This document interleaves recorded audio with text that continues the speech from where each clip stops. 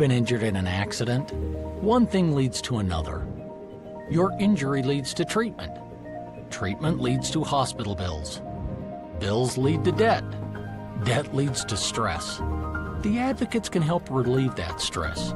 Having an advocate attorney on your side leads to faster resolutions, fair outcomes, and a peaceful recovery for you. You deserve an advocate. This is The Monty Show, the truth in sports talk streaming. When you want unbiased opinions about your favorite team without the spin, all you have to do is find The Monty Show, streaming live and available 24 hours a day, 7 days a week on YouTube. And now, here's Monty. Hey, The Monty Show live on Tuesday, May the 5th be with you.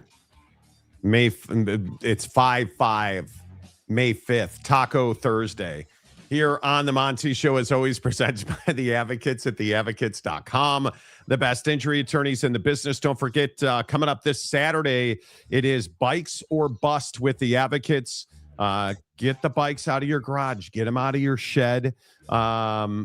Create that space. Don't let those bikes just sit around. It doesn't matter what shape they're in. Bring them to the Advocates office in Salt Lake City, 737 East Winchester Street, Saturday, this May 9th. Because it's what I always talk about with the Advocates. They're always working in the community. They are partnered with a great group that is going to bring those bikes back to life. They can part them out. They can fix them. They put them back on the street to help people who need bikes, who need transportation. Man, it makes a huge difference. You can make a difference this Saturday. Bikes or Bust with the Advocates. And as always, if you need an injury attorney, if you've been injured in Iraq, make sure you get to theadvocates.com, where you never pay a penny out of pocket. Make sure that you guys hit the like button, please, as Mike points out. Playoff talk is heating up. Hit the like button. It takes 1 second for you to hit that like button. It really helps the channel grow right here on The Monty Show. Speaking of the playoffs, let's get right to work, because I think this finally somebody is co-signing my greatness. U.S. Americans. It's not enough anymore. I don't know what U.S. Americans have to do with it, but it's not enough anymore to be amazing and good looking and wearing shirts that are 7 sizes too big. Like, that's not enough anymore to be amazing on this show. You have to have people co-sign your bullshit. And that's what has finally happened with the college football playoff. I have been telling you for months and months and months, 24 is the wrong way to go. It is, in my opinion, and I know you're tired of hearing me say this, I think 24 is a free pass for the Big Ten and the SEC. I think 24 is too many. I think it essentially lets everybody in. 16 is the right number. It's the max number. And I'll continue to say, I think 12 is fine. I don't know why we're trying to fix something that's not broken. Your TV networks are not clamoring for 24. Like, totally understand if you're the Big Ten, you're trying to get more members in at 24. Totally get it. But as I've told you, Greg Sankey and the SEC are not in favor of 24. And I am not in favor of 24. 16 is the most, in my opinion, in this current setup. The way that college football is structured, you get a new entity, this is a different conversation. Right now, today, my opinion is 16 is the right number and the maximum number of teams, because 24 means that everybody gets in.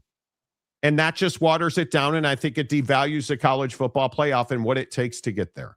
Yeah, I mean, I couldn't agree more. I mean, I think that, the 2014 piece with the TV partners, I think is an interesting dynamic. I mean, obviously there's more opportunity, more revenue, but how many people actually watch those games, given the fact that, worse teams are getting in at that point? So I think that there's this dynamic at play where you have to strike that balance. And I do think 16 is the right number, but I think it's funny. Obviously you guys know that that's been our opinion. That, like, we've talked about that, like, we've gone over it, like, we've just, we've worked through the CFP modeling that to me works the best. And through that, it's funny that yesterday it's kind of what Monty was getting to. It's almost like yesterday everybody woke up in the college football talking head space and was like, yeah, dude, like we're all gonna get for once in our life an agreement on the fact that 24 is too much, and we're gonna do a bunch of interviews and we're gonna share a bunch of opinion pieces on the fact that, and it's this cute little buzz term that I love that I'm hearing everybody use. The scarcity of college football has to be valued more. And I think it's interesting that, you know, there's this whole dynamic at play where people are trying to use that word. All that means is, hey, you got to make it so that the CFP continues to be valuable, meaning not everybody can get into the CFP and not everybody should be in the CFP. It's supposed to be the college football playoff to determine a national championship, not the college football invitational where everybody tries to win a game to go along the path. And I think that in and of itself is one core conversation, like what you look at the CFP as.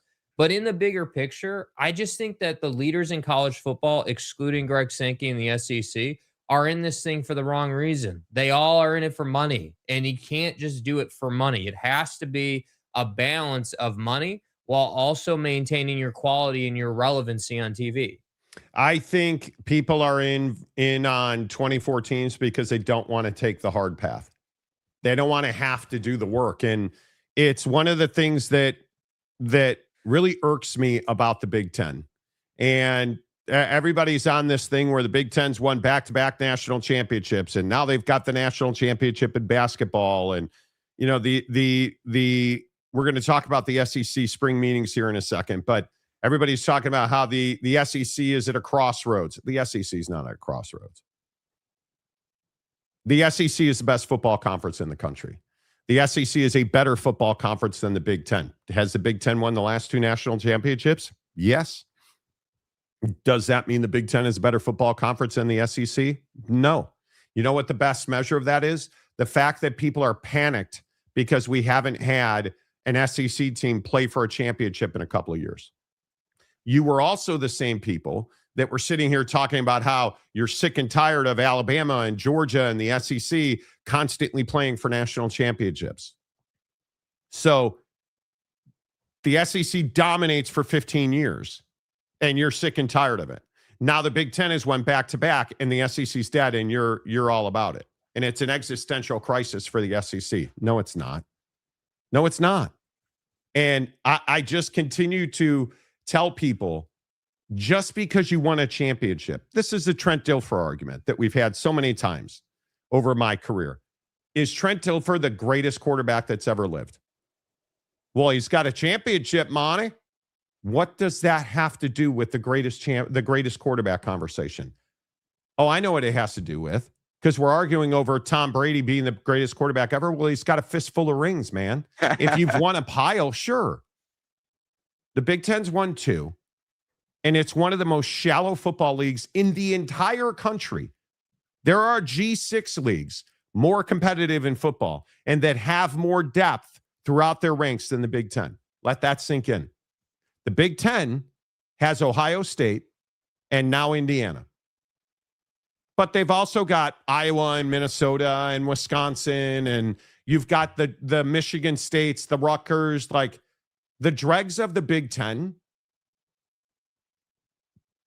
mean it cannot be on par with Diego Pavia and his mom at Vanderbilt. Right? You look at the depth, that's what matters. So, no, I don't believe that the SEC is in some existential crisis. And I also would point out, the spring meetings is where this is going to get worked out. Will Tony Petitti and the Big Ten be at the SEC spring meetings? They won't. Will the decision about 16 versus 24 likely be, fought for, won, or lost at the SEC spring meetings? Yes. Will the decision almost entirely lie with Greg Sankey and his constituents on, Memorial Day week at the SEC meetings? Yes. The SEC holds all the cards. You don't have to like that, but that's the reality of it. You don't have to agree with that, but that's the reality of it.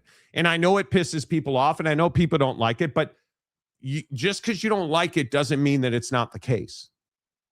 And I think that's what people are having trouble coalescing around, coming together around. The SEC runs college football. It's as simple as that. And why is that? Because the Big Ten has zero leadership. The Big Ten has a feckless, useless commissioner who can't get his folks behind him. Facts. And the SEC has the guy that's probably in line, if there ever was, to be the commissioner of the entire sport. And if you could choose any commissioner in college athletics, you'd take Greg Sankey. You might not say that out loud, and you might not say that in front of your boys at the party or on the golf course this weekend. But when you're alone, strengthening your forearm 21 times a month, you'd take Greg Sankey. You're thinking about him. You're visualizing him. That's probably too much. But my point is, the SEC meetings at the end of the month will determine 16 versus 24. So, yes, the Big Ten's won back-to-back national championships. Yes, the Big Ten has a college basketball national championship. No, they do not control college football or college athletics by any stretch of the imagination. Yeah, I just think it's an argument that if you're making that argument, you lack depth in the conversation. I mean, there's so much more that goes into, the controlling stake in college football, relevancy, power in the room, power in the conversation than, who's winning a national championship. Yes, do you have to be in the CFP regularly to have a seat at the table? Yes, but the problem is the SEC has been basically dominating the college football playoff attendance rankings for how long? So I think that the college football playoff, generally speaking, works. I think, yes, is there a refinement that I'd love to see? Sure, of course. But I say this every football season, like, dude, we spend the whole year, like literally from week 0, talking about CFP rankings and, oh man, dude, look at this Florida State Georgia Tech upset overseas. Look at this, look at that. Yeah. Like, man, did they just, you know what I mean? So we do that the whole year, and then everybody complains that the CFP doesn't work per se, or like we need to expand it to 24 or whatever it might be. And I just think that it's this whole concept around participation trophies, man. I mean, I feel like everybody just wants to automatically qualify for the CFP, and that just ruins the sport. And I think that this concept that I just saw everywhere yesterday. I mean, like, I'm not saying that they're all scheming together, but my God, everybody talking about, is it more about the regular season or is it more about the college football playoff? And old head is going to tell you, well, college football is all about any given Saturday and this one particular game in one particular week. Here we go. And it's like, dude, I understand, man. I understand that college football for a lot of people is you're already, dude, hell, I'm sure that we've got guys in the comments section right now who already know the schedule front to back to front, left to right, right to left, and have the like 3 games circled on their calendar that actually matter. And they're going to be in front of the TV for that one. And then they're going to bitch and moan when their team loses those games and doesn't get into the CFP. So I have a hard time when we say things like the regular season is more important than the CFP. Well, that's the old Michael Jordan thing, right? From The Last Dance. Well, if the regular season is more important to you because you don't win anything, you don't get into the CFP. But the teams that get into the CFP regularly, it's more important to them than the regular season. The regular season blueprint for them is just on repeat, which again brings us back to the SEC versus the Big Ten and our depth conversation. I am telling you right now, the regular season is what matters most, or it should. It's paramount. I'm just going to keep saying this. Rivalries matter. BYU and Utah need to play every year, and the game needs to have heat and leverage, and it does. The regular season matters. I've talked about this with Notre Dame and USC. I've talked about this with West Virginia and Pitt. I've talked about pick your rival. Those games matter. Texas and Oklahoma should play every year. It's why Mike Gundy's a scumbag, because Oklahoma and Oklahoma State should play every year. Oh, we don't need Bedlam. Yeah, you do. The regular season in college football is what makes college football special. It's what makes college football unique. Do we all play for championships? Yes. But the path and the process of winning that championship matters. And the issue becomes when you go to 24, you can lose 3 games and still get in. Shouldn't be able to lose 3 games and still get in the college football playoff. It almost should be a metric that if you have 12 teams that didn't lose 3 games, you shouldn't be in. But why? Well, why? Because you start deepening that pool, and this is my concern with 16. Legitimately, this is what's going to happen when it expands to 16 inevitably. Oh well, Monty, look at we've got the 0-loss team sitting at the top of the stack. We've got 2 1-loss teams. We've got like 7 2-loss teams, and then we've got our handful of 3-loss teams. And the 3-loss teams are only getting in because we added extra slots. And I haven't even mentioned the G6 not having a spot, right? Like, so this is my point. You go to 24 and you can just go ahead and take that regular season's more important conversation and you can just take that thing out back and throw it in the trash. Because if you're going to give everybody auto qualifiers, the regular season doesn't matter anymore. It literally doesn't matter because you've just said, all right, here you go. Just hey, Big Ten, just beat up on all your crappy competition in the conference. We're going to have the same teams in, and then we'll add, if Nebraska decides to get it going with Matt Rule, I know they moved on from Dylan Raiola now. So if they figure out how to win 7 games, man, just pop them right in that thing. I don't know who Dylan Raiola is, but the point is, come on. You mean Patty Light? My point is, badass. My point is, I go back to listen to Marcus Freeman talk about joining a conference. I think there's advantages to being in a conference and there's advantages not being in a conference. There's a lot of positive things that, trust me, that nobody was complaining about when we made the playoffs the year before, right? And the independence, we look at it as a positive, right? And if there's, listen, we lost 2 games and didn't make playoffs. And so if our administration ever feels like we are truly at a competitive disadvantage by not being in a conference, I'm sure that we'll join a conference. But we shouldn't have lost 2 games. It's a great answer. As simple as that. Hey, it's as Bavacqua, simple take notes, dude. As that. The regular season matters. You shouldn't have lost 2 games. And what we do with this, and Kevin Clark was on Feinbaum yesterday, the noted former ESPNer. I think he's at Omaha now, filling in for Feinbaum this week.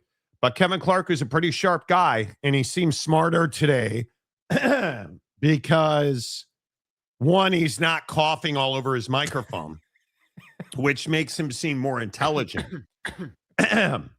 2, he agrees with me. I think that college football should be run by people who like college football. And every decision, every idea I've seen, Paul, about playoff expansion seems like it's come from people who don't like college football, don't know why we like it, and it's really starting to tick me off. A 2014 playoff would be a disgrace. And I think that even now, frankly, I think 12 is too big. I thought 6 was the perfect playoff size if you wanted to stop there. But we know that they can't help themselves. I get that. So 12, and then if you have to in a decade, go to 16. Fine. But the idea of 24, the idea I've seen floated of 32, I just think it's ludicrous. The number one thing is making sure that we don't lose sight of why people like college football. And we don't lose sight of the fact that October 15th and 22nd and 29th, those can be the best days on the sports calendar. It's not about the playoff. It will never be about the playoff. I don't think the playoff will ever be the focal point of the sport in the same way March Madness is. I don't think that's ever going to happen. And I just continue to say, BYU and Utah, far more important than the college football playoff. Now, as part of that BYU and Utah don't go to the college football playoff? Yes. Beating wholesale Miami Hurricane ass at the stadium, that's the game of the year for me. Not the college football playoff. That goes without saying. If you're playing for a national championship, we're having a different discussion. Notre Dame, our mother. But when you're a fan of the beloved, such as and like, Every game in the regular season matters because we don't have the margin to lose a game.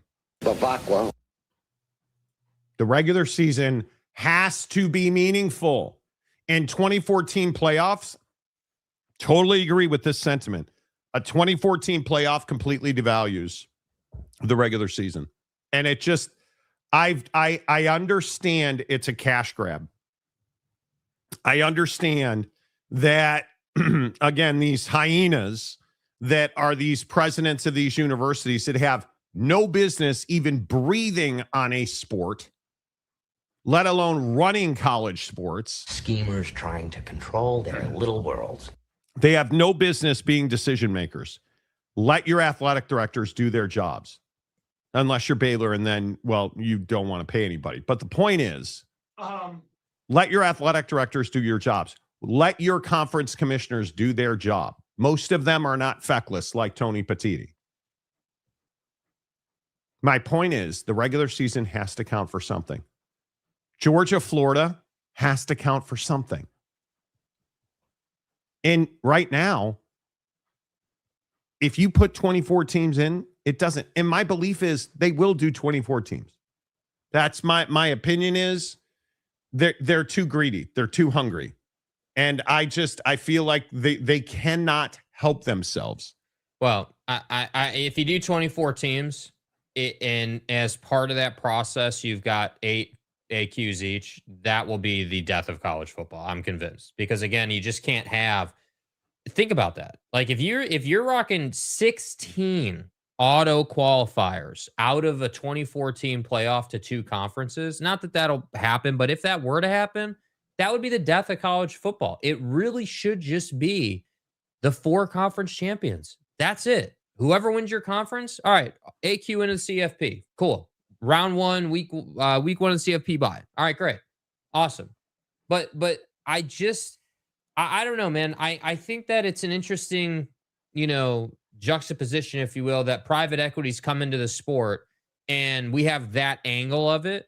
But at the same time, we have these very same people scheming their ass off to get as many teams possible into the CFP, regardless of if that's good for the sport. Like they're not doing this because they give a damn about whether that's good for the sport. Regardless of that team's quality. Yeah.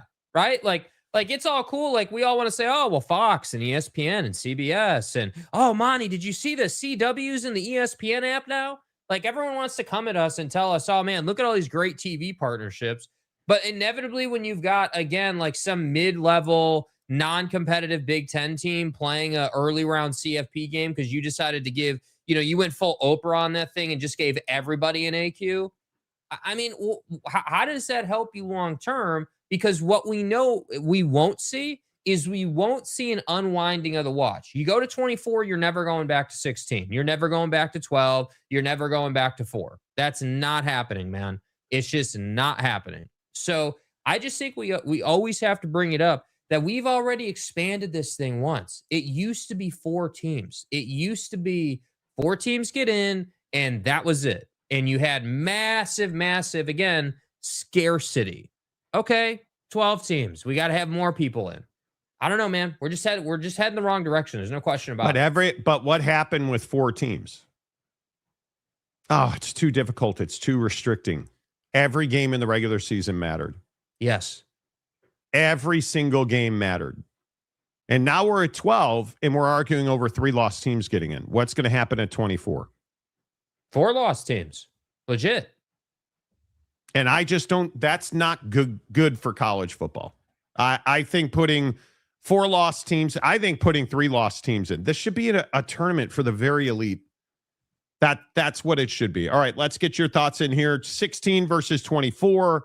How valuable do you guys view the regular season? How important is it? Because I think it's incredibly important. As I said, hit the like button, please. It really helps the channel grow. Matt Ritson, hello. Preston, hello, Preston. Good to see the Monty Show mechanic. Preston, hello. You were going to say what, Jake? No, I was just saying best mechanic around, bro. Need a mechanic? Getting Preston's DMs.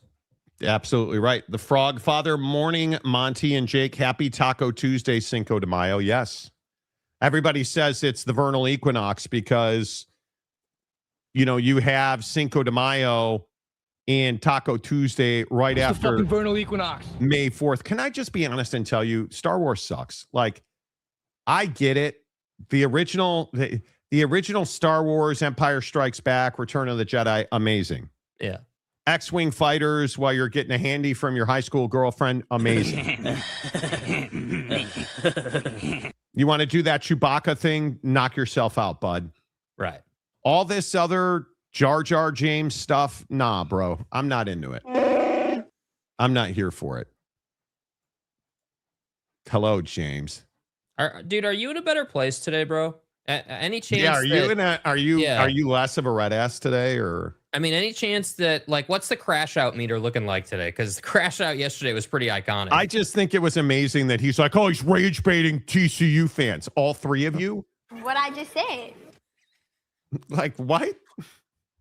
Yeah, how can I draw more viewers? Oh, let's insult TCU.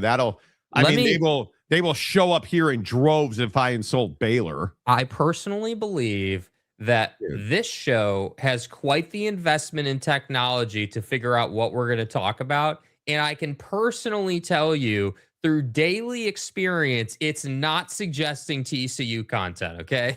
I'm just telling you, man, that's not really what it is right now, dude.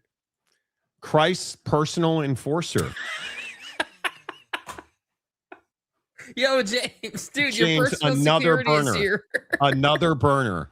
Catch me outside. How about that? Revenge of the 5th. Get it? It's May 5th. It's like Sith, but it's 5th, and it all kind of works together, and it makes people feel good. Can we just skip to the weekend so I can go to Hawaii? Like, I don't need all this. Cinco de Mayo. I am your father. You're fat. You don't need Taco Tuesday. But Monty, come on. As always, James is a huge topic in the comment section. As always, even AI says 24 is too much, Jeremiah. Yes, it does. Yes, it does. Why is there no option for 20? Because why would you go to 20? It doesn't really help you do anything. Right? Like, it doesn't, 20 would be a workable number, but I just don't know why you would do that. You could. I just don't know why you would do that. Spaceballs 2, The Search for More Money. You're such a Spaceballs guy, aren't you? Bro, what are you talking about, man? Absolutely, you are. 17 with one playing game. 17 doesn't work. Deities. Okay. You know what the best measure is? Actual games, the regular season. Yeah, unfortunately, dude, they're not trying to follow that measure because I couldn't agree more. Again, just going to keep retreading it, dude. On this show, we've been talking about how winning matters for several years now, dude. All the way back to the Pac-12 meltdown. Winning matters. Strength of schedule. Strength of schedule. Winning ball games, record and against depth of P4 opponents. Yes, absolutely, dude. And that works both ways. It worked against Notre Dame last year. It worked for him the year before that or whatever. Mm-hmm. And you look at the SEC and the Big Ten, and it's just see, and that really is the problem too. I might add, like, I can at least with the SEC and the Big Ten say, okay, well, you guys have multiple teams. Like, we're going to get to some top 25s here in a little while, and you're going to see obviously the Big Ten and the SEC dominate those rankings.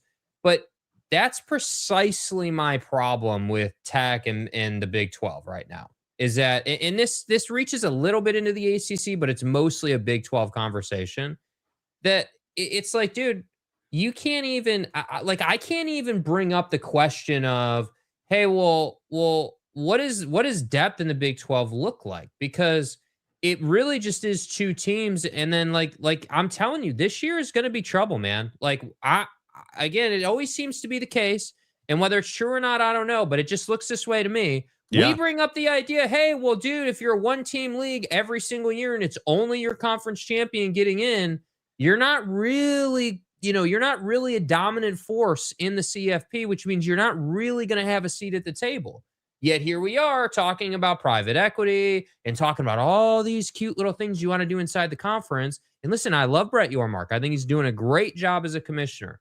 But at some point, we're going to have a conversation about that the Big 12 fell so far behind financially because they were never able to get traction in the CFP to the point where they could threaten a national championship. Because everyone else has done that. They have not. And I just don't see that changing anytime soon. Yeah, I am really quite concerned about the Big 12's fate moving forward.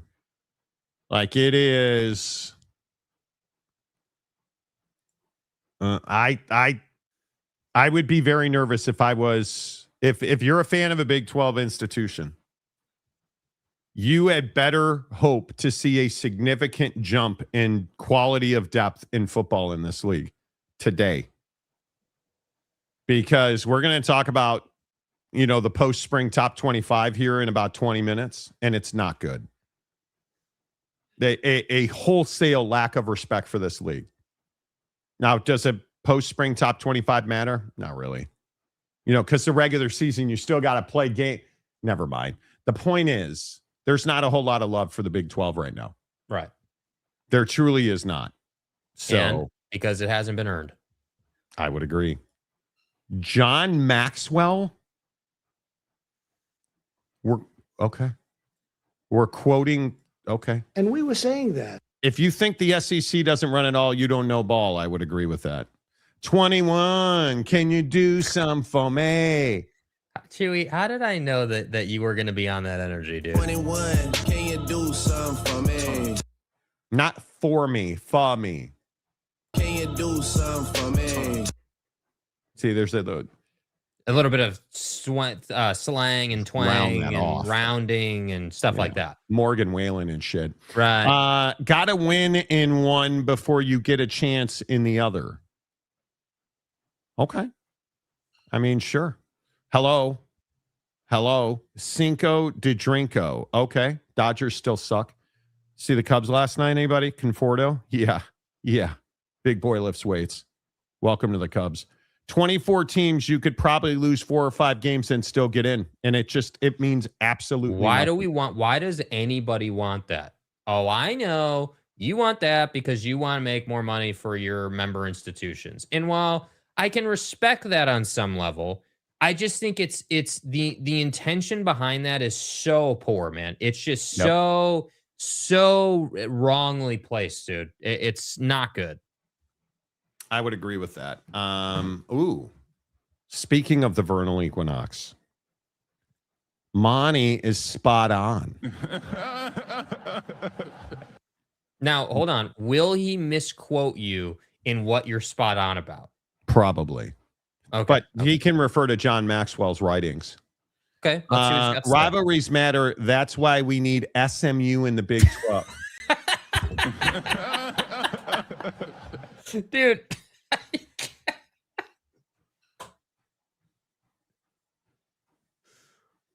God. No, keep going. Look at the tie-in. Look at how he works this back to the TCU Horned Frogs.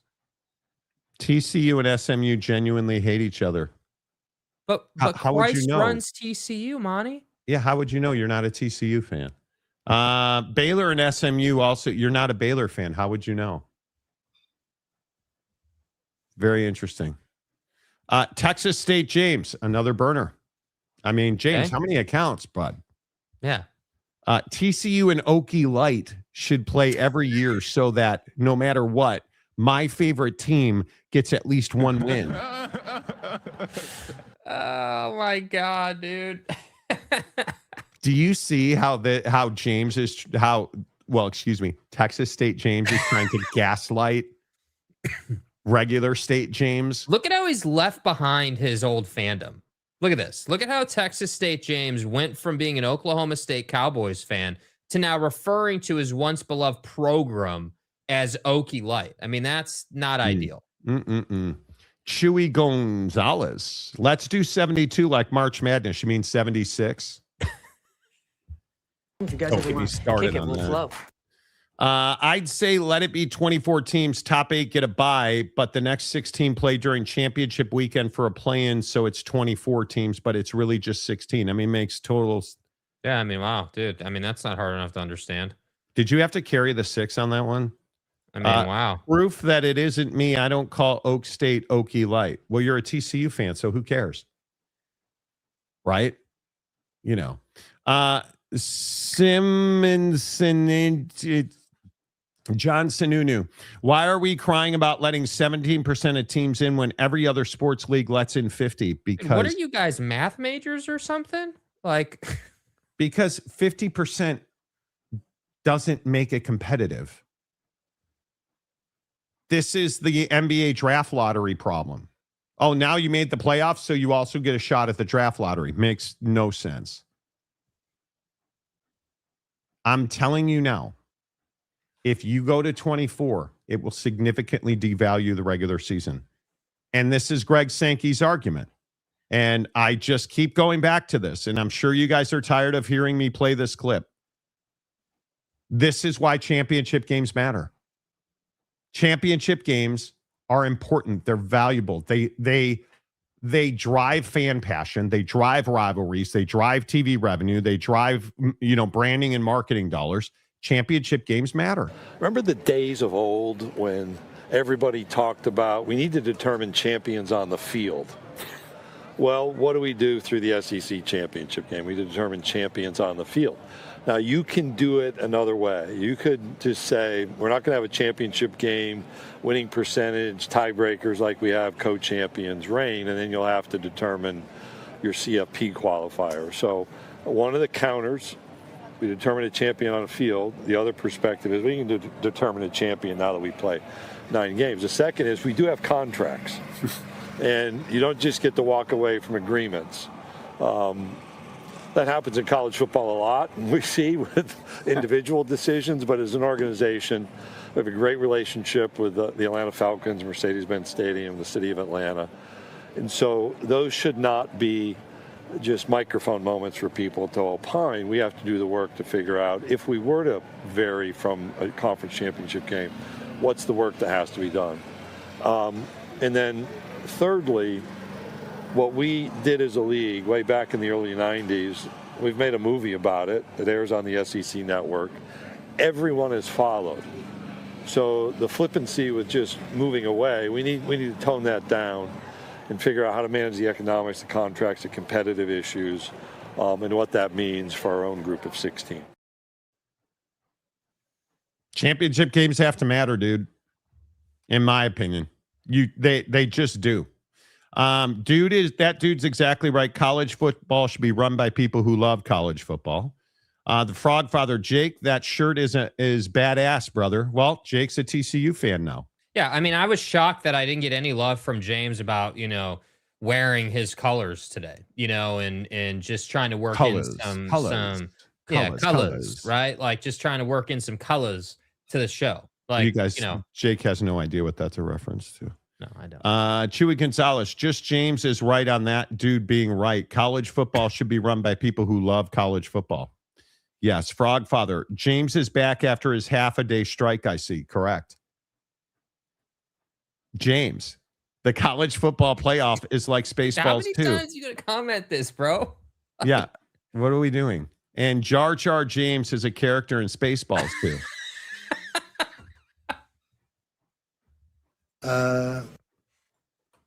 I'm Dark Helmet. No, you're not. Dude. You're not. You're not, Beavis.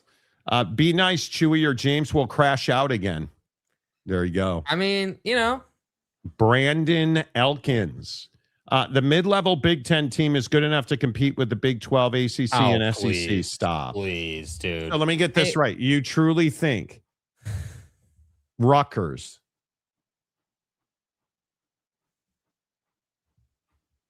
USC even, you think USC can compete with Ole Miss?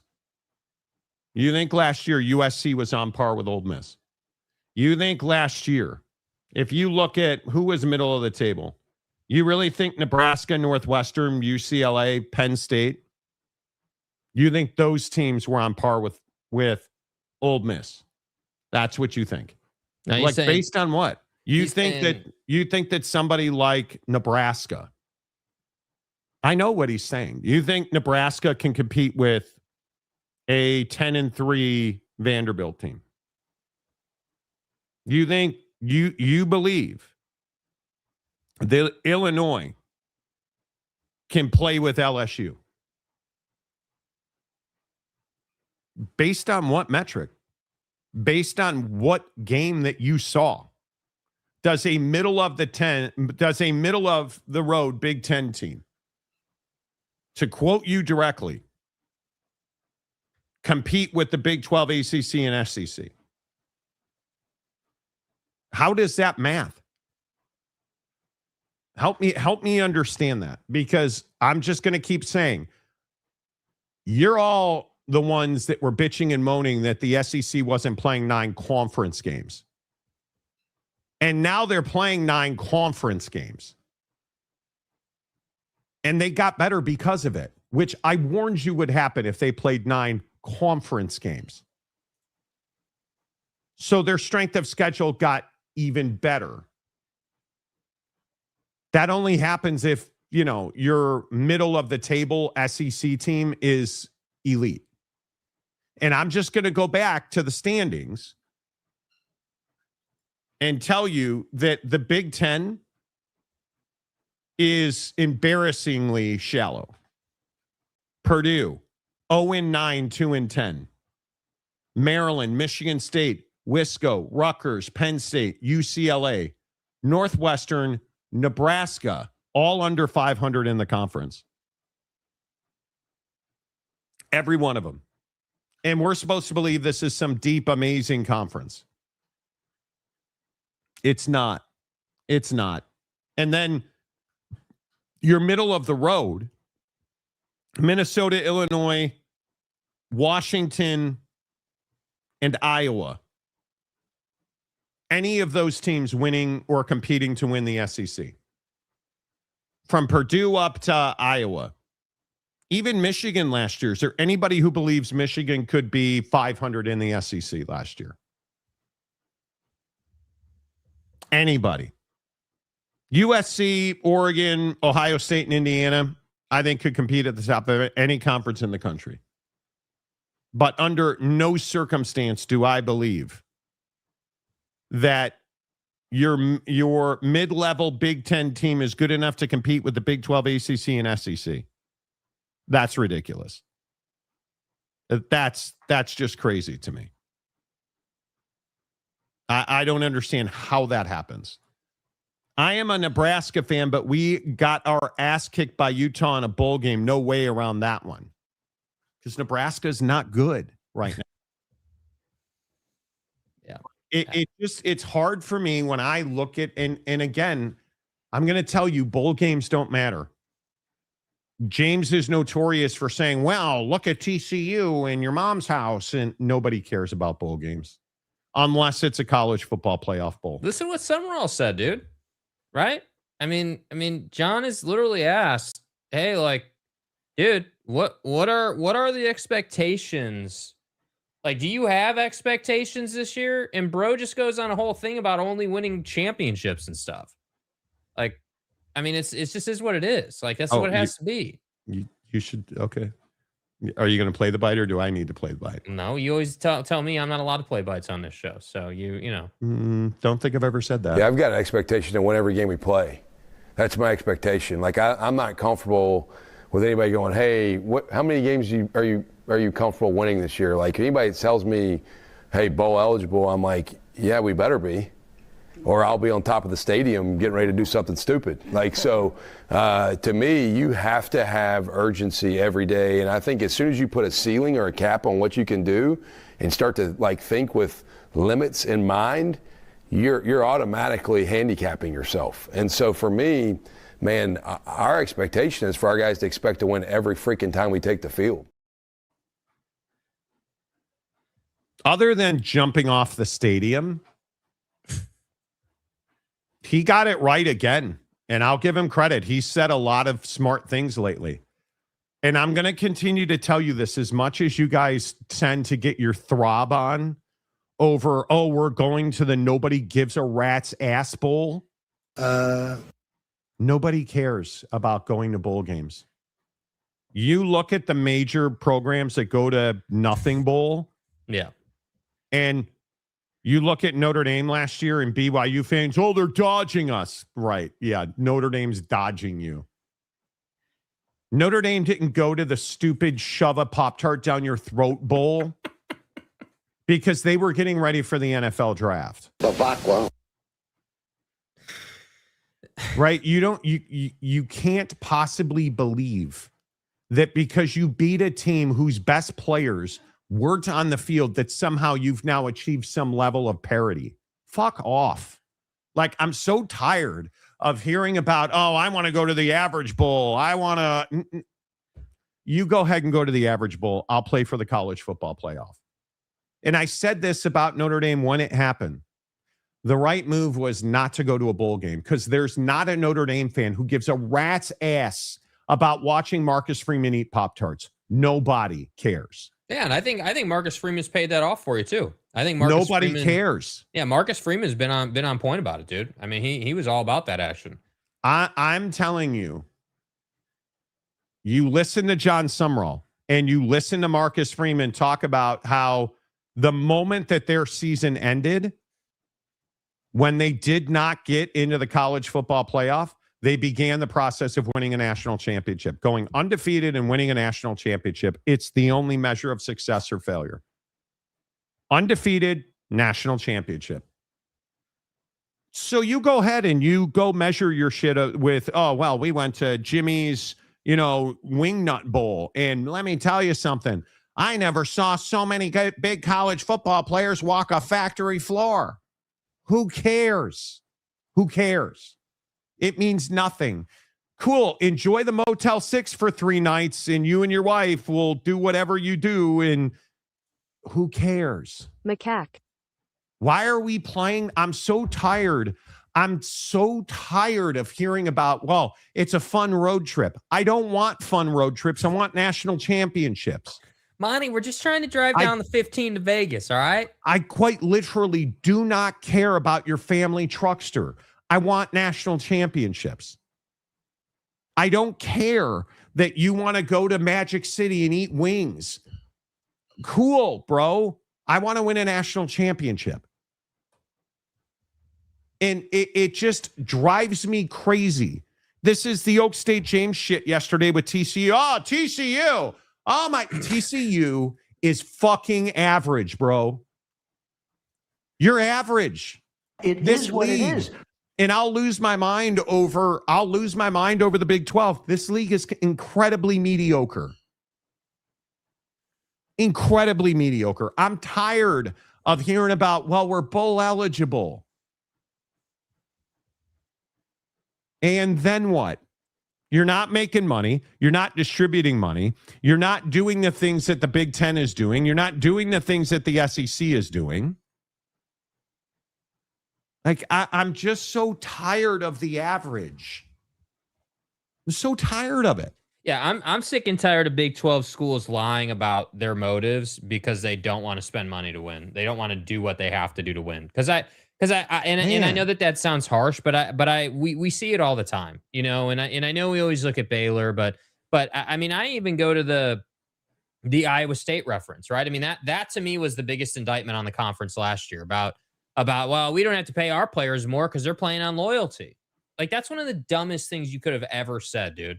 And now that guy's gone because he took more money in a bigger job. And it just perpetuates this idea that you guys in the Big 12, because again, just FTR, OTR, I'm not a Big 12 fan.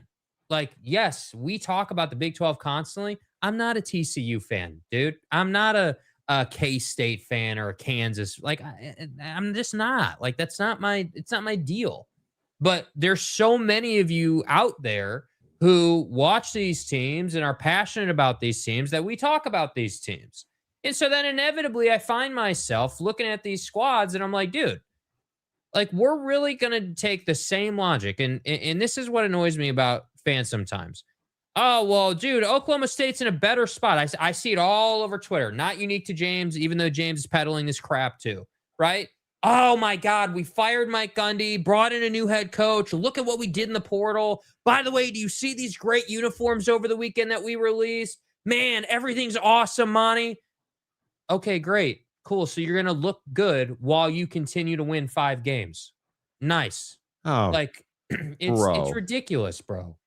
Do you want to delete this before I crush you over it? Or do you want to just real quick? I'll give you 30 seconds, James, to apologize for this comment. Do you want to retract this at all, or like? All right, bro. Have a nice day. Didn't mean nothing by it.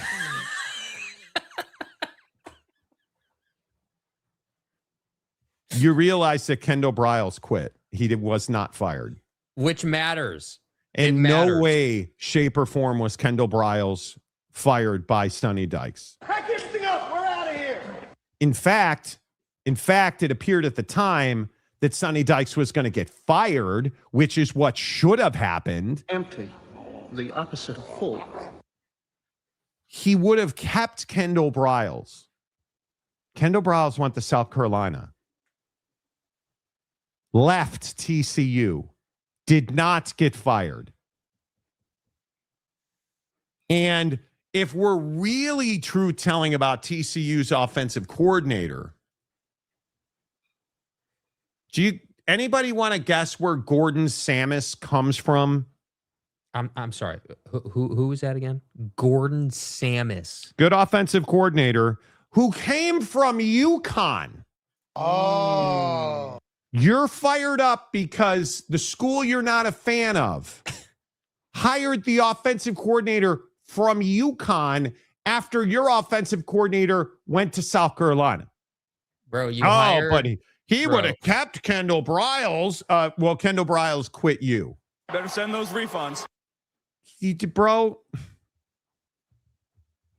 please. And then he says, yes, Jake has joined the purple side. You're not a TCU fan. No, I'm not. TCU has a big running quarterback who has never played a meaningful game of football. From Harvard. Never. Not once has he played a meaningful game of football. How do you get off saying stuff like, dude is ready to compete for a Big 12 title? Because, James, this is what he does. Preston Stone is going to be an amazing quarterback. He's going to win. He's going to win the Heisman Trophy, and Mike Gundy, and you're ridiculous. TCU is ready to compete for a Big 12 title. You're out of your mind, dude. I'm sorry, dude. I you paid $5 for that. You're out of your mind. And I intentionally read the Kendall Briles nonsense because you say that Kendall Briles, was fired. Come on, guy. Like, go back to Okie Light. Kendall Briles quit TCU like James did Okie Light. Exactly. Funny, y'all won't acknowledge my other comment. Oh, yeah, we're scared of your other comment. Oh, man. God, we're ducking your other comment. Are you serious, right? Do you really think that we got to duck your comments? But do you think that you're the only person in here whose comment we need to read? We spent 15 minutes completely breaking down your entire argument. So make yourself feel better with this comment. Fine, dude. What is wrong with you guys? Can somebody explain this to me?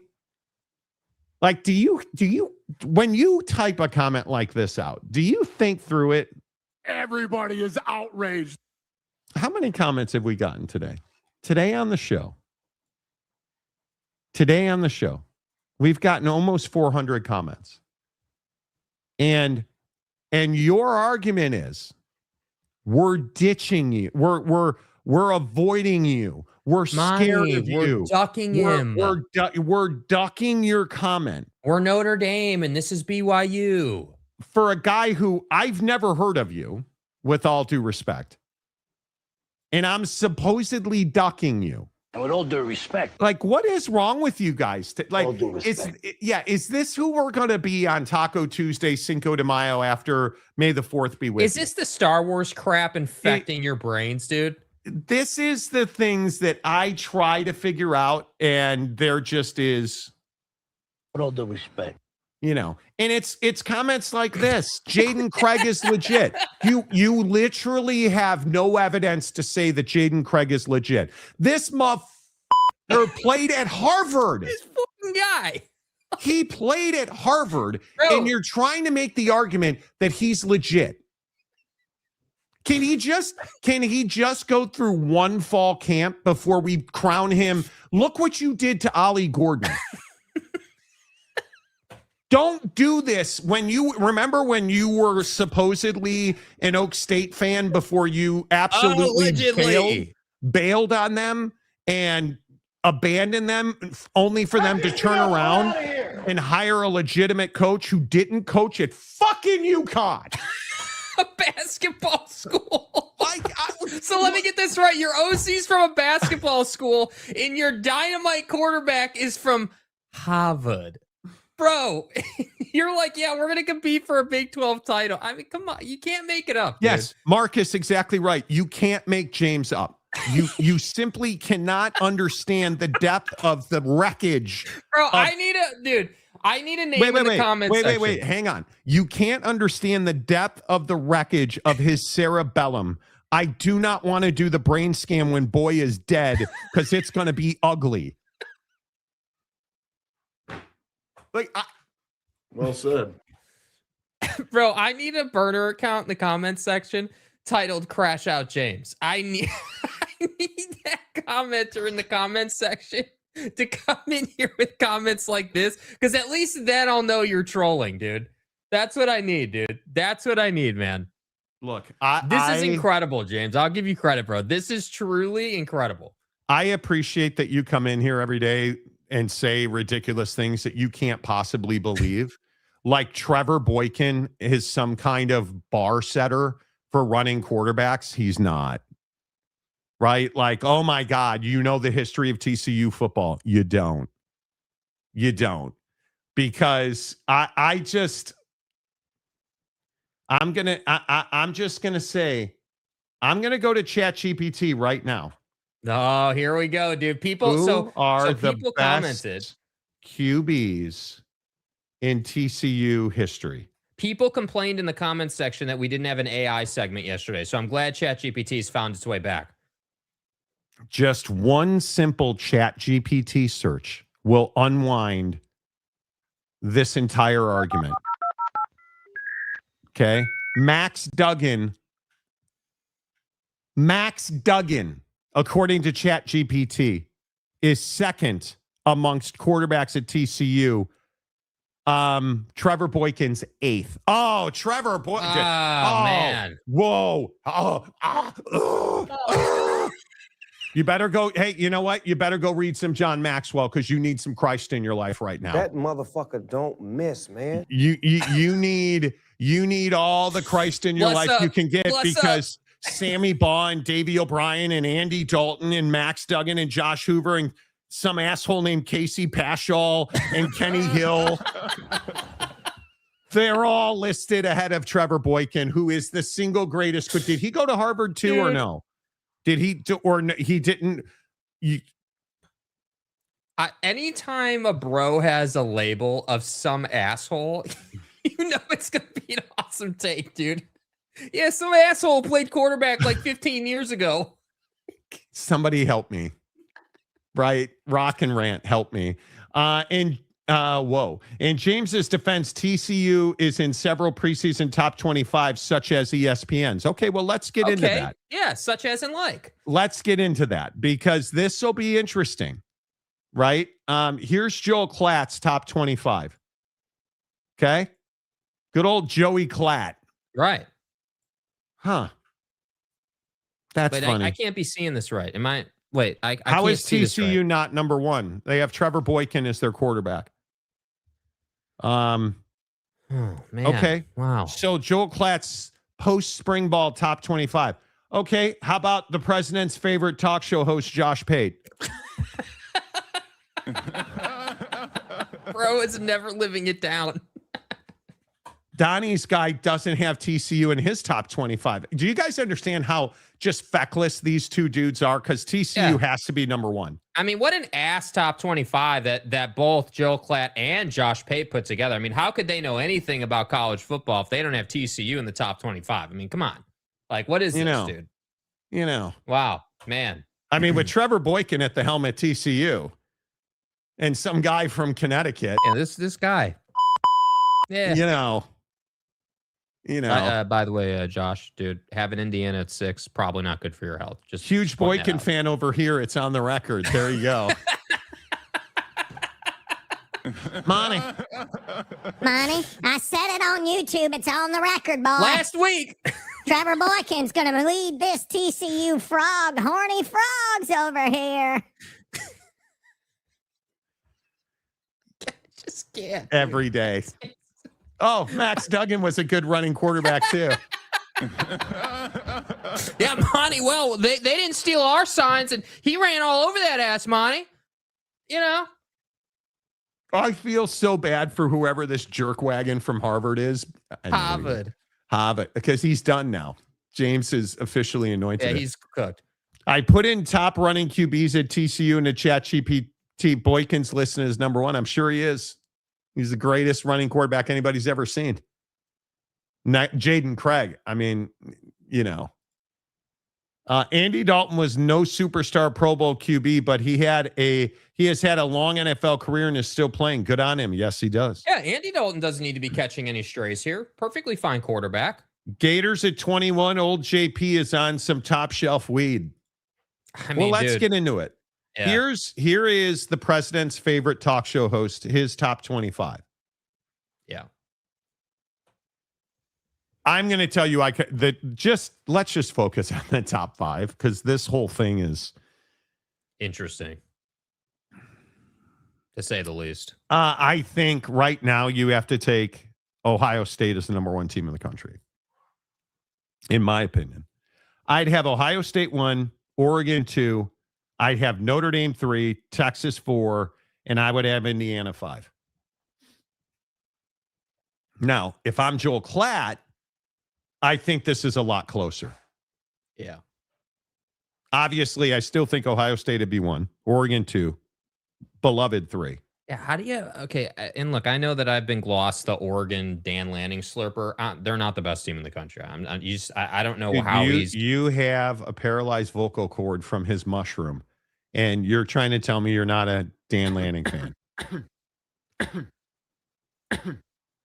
Yeah, Yeah. Can't have Oregon number 1, dude. They haven't earned that. I do like, however, that he's got SMU. But it's odd to me that Joel Klatt doesn't have TCU on this list. It's really odd to me. I mean, they have a coach from UConn. How can not be on this list? Let me double down on the TCU thing real quick. Not only is TCU not on this graphic, Utah is on the graphic. Utah and Houston. And Houston. Ye of no head coach, fired Witt, only for him to go to Michigan, again, James, new OC, like all the stuff that you always talk about. Utah is on here, but TCU's not on here. How's that possible? You might want to make a call. Oh, Arizona's on there. BYU's on there.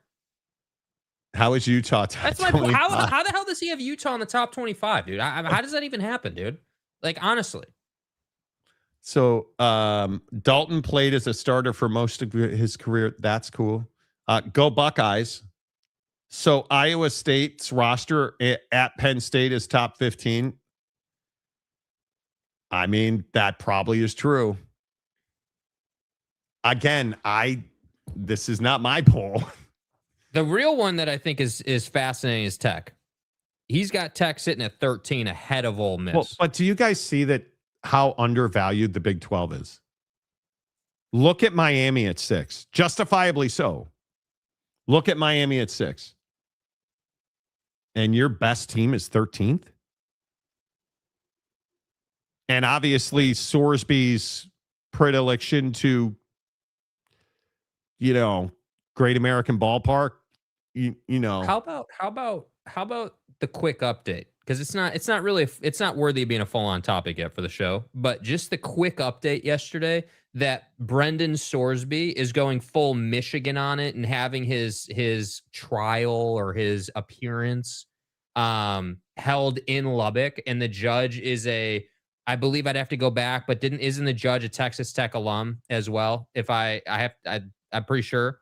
So again, I'm just saying, when you have money, and call me a tinfoiler. I'm not saying this is facts. I'm not saying there's any factual evidence behind this. Tinfoiler 2 holes. Cool.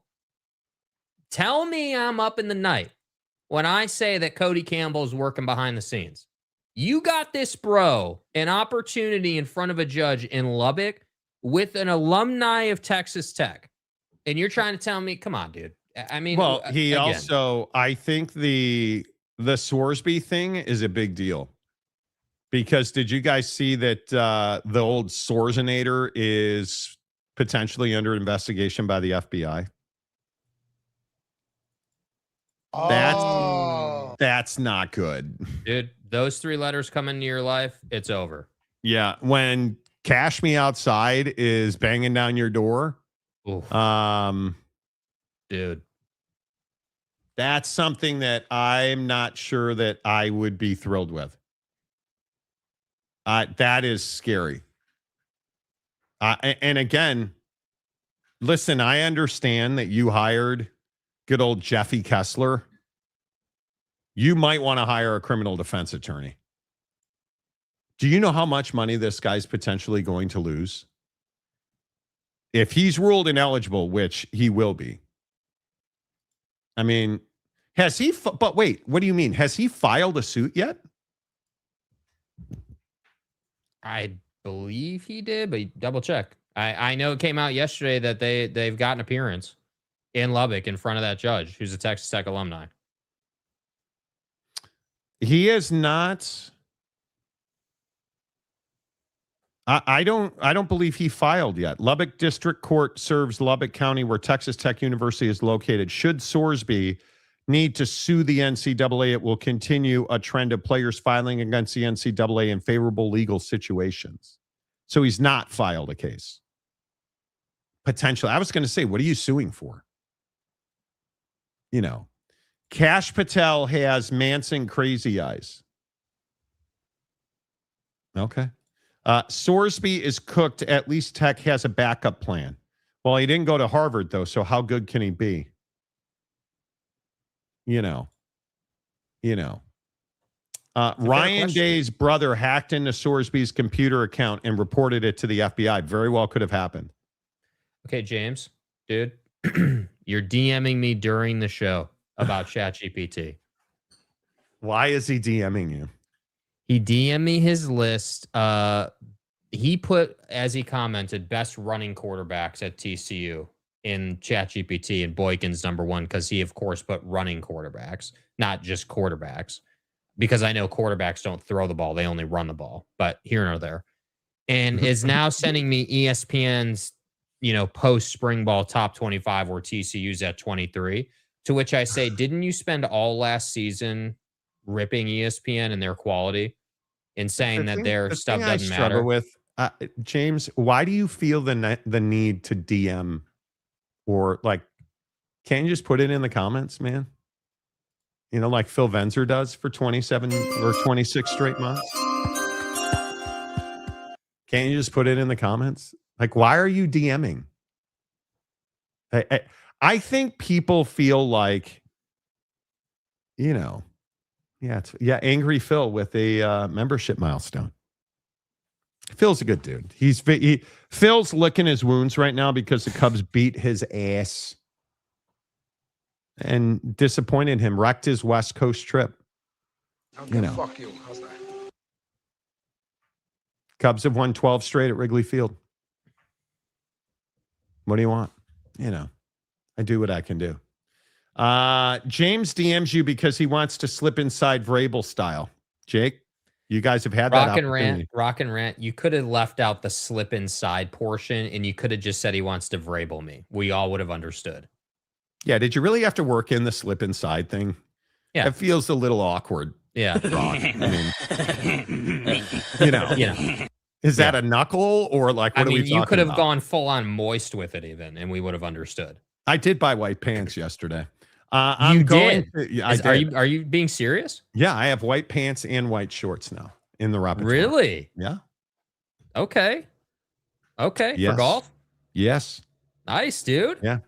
And the best part is you can't see my thong through them. So, well, I mean, that's a valuable proposition there, dude. Absolutely, man. Yes. I'm going to DM Jake and tell him about the great Pat White. Yeah. Can you please DM us? Please. I mean, please just, ooze all of your info into the wasteland known as my DMs. James please. is just so high maintenance.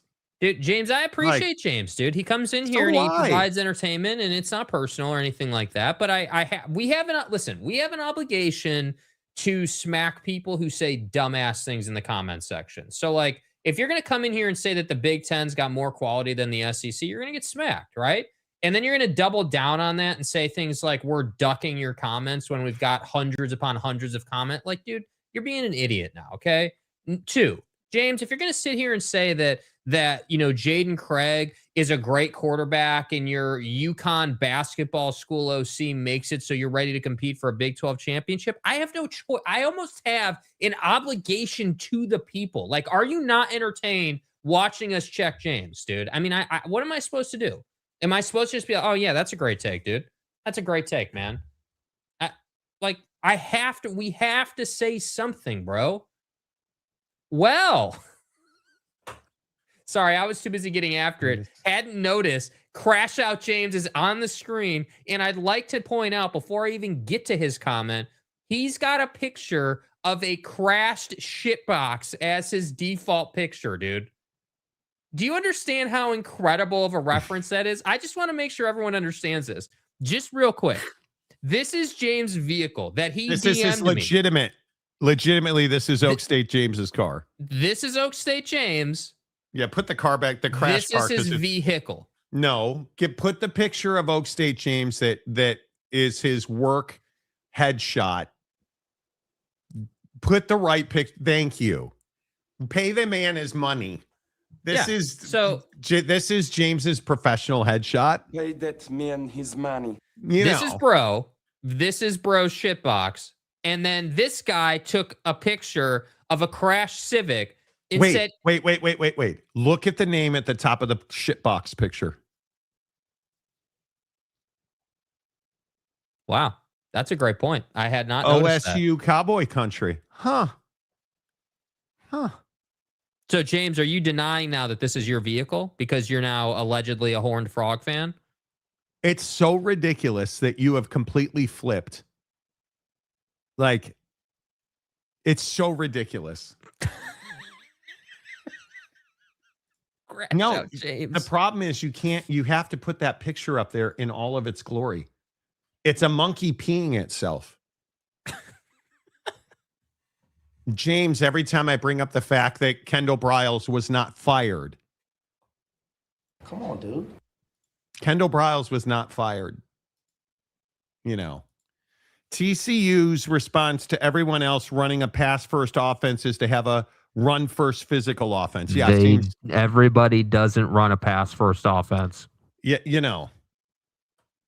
to which David Persons, who is a real and legitimate TCU fan and the TCU fan on the show, for $5, when TCU has a coach that sets, quote, national champion as the goal and not we did okay, then we will win. Dykes needs to change or go.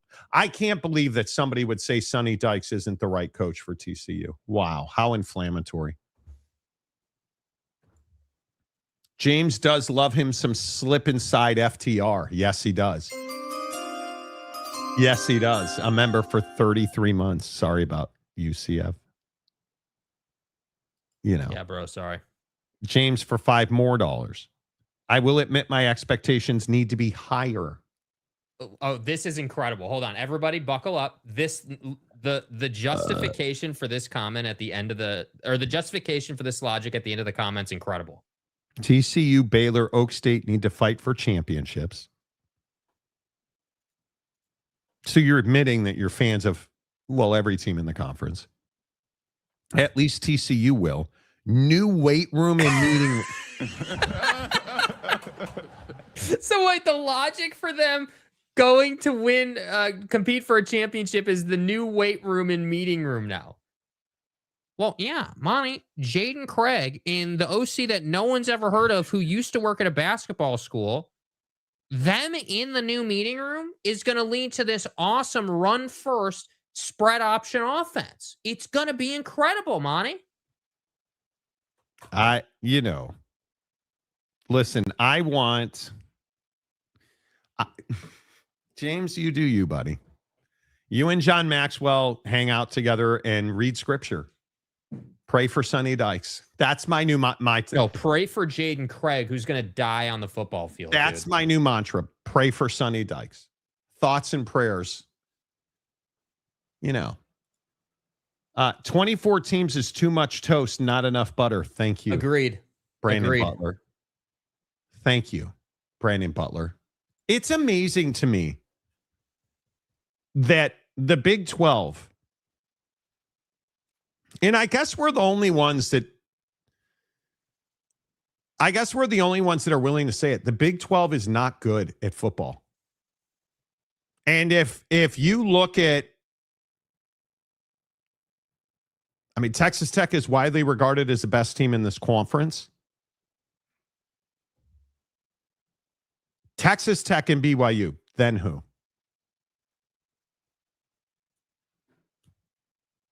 I don't know. It ain't TCU, I can tell you that. But you look at, this is the same argument we had last year. And Oak State James was involved in that one too. Oh, Baylor's going to be amazing, Monty. James, how'd that work out with Baylor last year? That 5-7 juggernaut. But if you look at Oak State, are they better? Yeah. James is not a fan of them anymore. So it works out. Colorado, not better. West Virginia, I would think would be better. UCF, no. Kansas, no. Baylor, no. Oh, and I love they have a real quarterback now. Buddy threw the ball all over the field last year, and you think DJ Lagway's a real quarterback? Didn't you retweet James talking about how Baylor brought in a real quarterback or something, Jake? Yeah, I don't, a little fuzzy on that one. Yeah, Right. I did, but I don't remember exactly what it said. Something like that. Something about Lagway. Sawyer Robertson last year, what did he throw for? 3,700 yards? Sawyer Robertson was one of the most underrated arm talents in the league last year. One of the best 30 touchdowns, 10 interceptions, 3,700 yards. Sawyer Robertson on a higher profile team would have, in my opinion, Sawyer Robertson's a good enough quarterback that he could play on a team that's good enough to go to the CFP. No question about it. He's that good of a thrower. And we're just supposed to believe that DJ Lagway who has accomplished nothing, that DJ Lagway, who Florida did not want to keep, coming off of a 2-6 season, we're supposed to believe that DJ Lagway of 2,264 yards, 16 touchdowns, and 14 picks,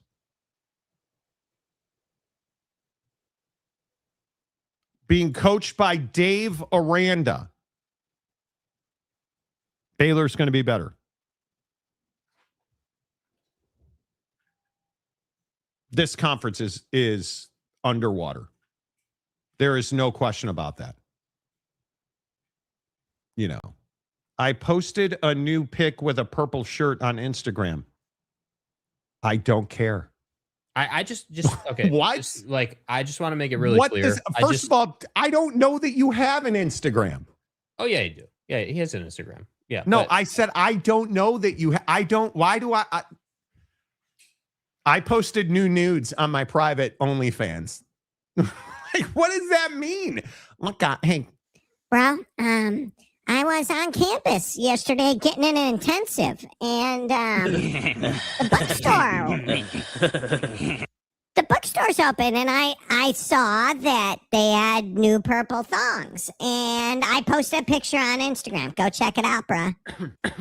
Okay, go Utes. What do you mean? I posted a new. Okay, So- James, at least put your handle for Instagram. Is it I'm Pastor James White? I'm not touching your handle. 1, 2. I Good just want to point. make it really clear, Let's go James. see. Is it? I'm gonna guess it's Pastor James White. Dude, I didn't wear a purple shirt today in reference to TCU. You understand that, right? Like, Yes, you did. I wore a purple shirt because I have the shirt and That's a lie. it's spring, and I choose to wear more colors in spring because the sun's out and it feels nice. We all know that. So this is not a TCU thing. I got on. I got on Instagram and searched Pastor James White, and the first thing that comes up: modern man's arrogance, the vastness of our own stupidity. Jesus Christ. James, I'm not going further than that because I don't know what your Instagram is, and I'm not going looking for it. I'm not going looking for it, just so we're clear on that. Yeah, but I didn't wear a purple shirt to insinuate that I'm a TCU fan because I am not a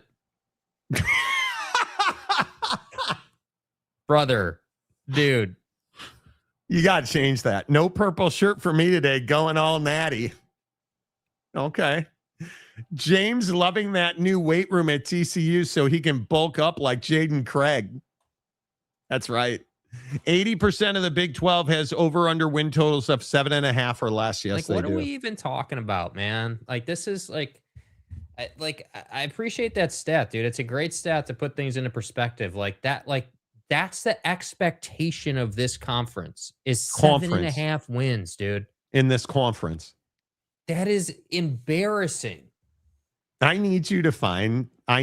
that, who was that? I don't know. Wasn't it Sig who said conference like 100 straight times at like Big Ten Media Day? Conference. Just repeatedly.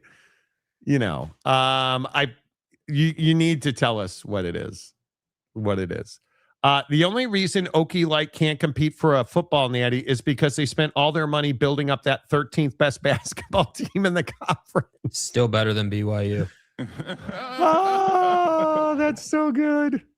I hear TCU is running the Tex Winter Triangle offense with right? the OC. Because again, the OC came from UConn, and we all know who runs the UConn basketball program. So he helped him draw that offense up. Bro. Joey, May 5th, snow here in Denver Metro. This sucks. I'm flying back to Maui on Thursday. Okay. You do you, bud. Bobby Schmier. I'm so terrified about my brain function when I get older after listening to all these wacky off-the-wall comments James provides us with every day. You can't make it up. Are you Yeti? I'm going to start live streaming my beer league softball games this month. Tune in and watch me get injured.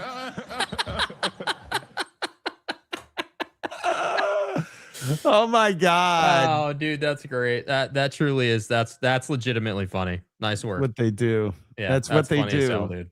All right. In the comments section. Let's get into Joel Klatt clickbaiting America. Who are if you had to rank the top 5 teams right now, here are my top 5. I would have Ohio State number 1, Oregon number 2, Notre Dame number 3, and then interchangeably Georgia and Indiana 4 and 5. What would your top 5 be, Jake? I would have Ohio State 1, Indiana 2, Whoa. Oregon 3. Did you misspeak? No, I did not misspeak. Nope. I'm sorry. Start again. I missed a team. Go ahead. Ryan Day's brother, number 1. Indiana, number 2. With TCU's former quarterback. Which, by the way, he's really good. Shut up and tell me who number 3 is, you prick. Oregon, number 3.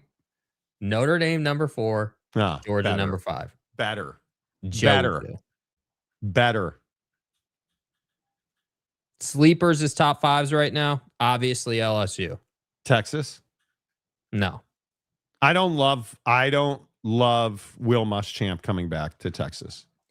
I just think that for me, like I hate to do this, but Texas has to prove it. You got to show me that you're legitimate. Like I understand that Arch was young. He's way better now. I agree with that. There's been a lot of development. I agree with that.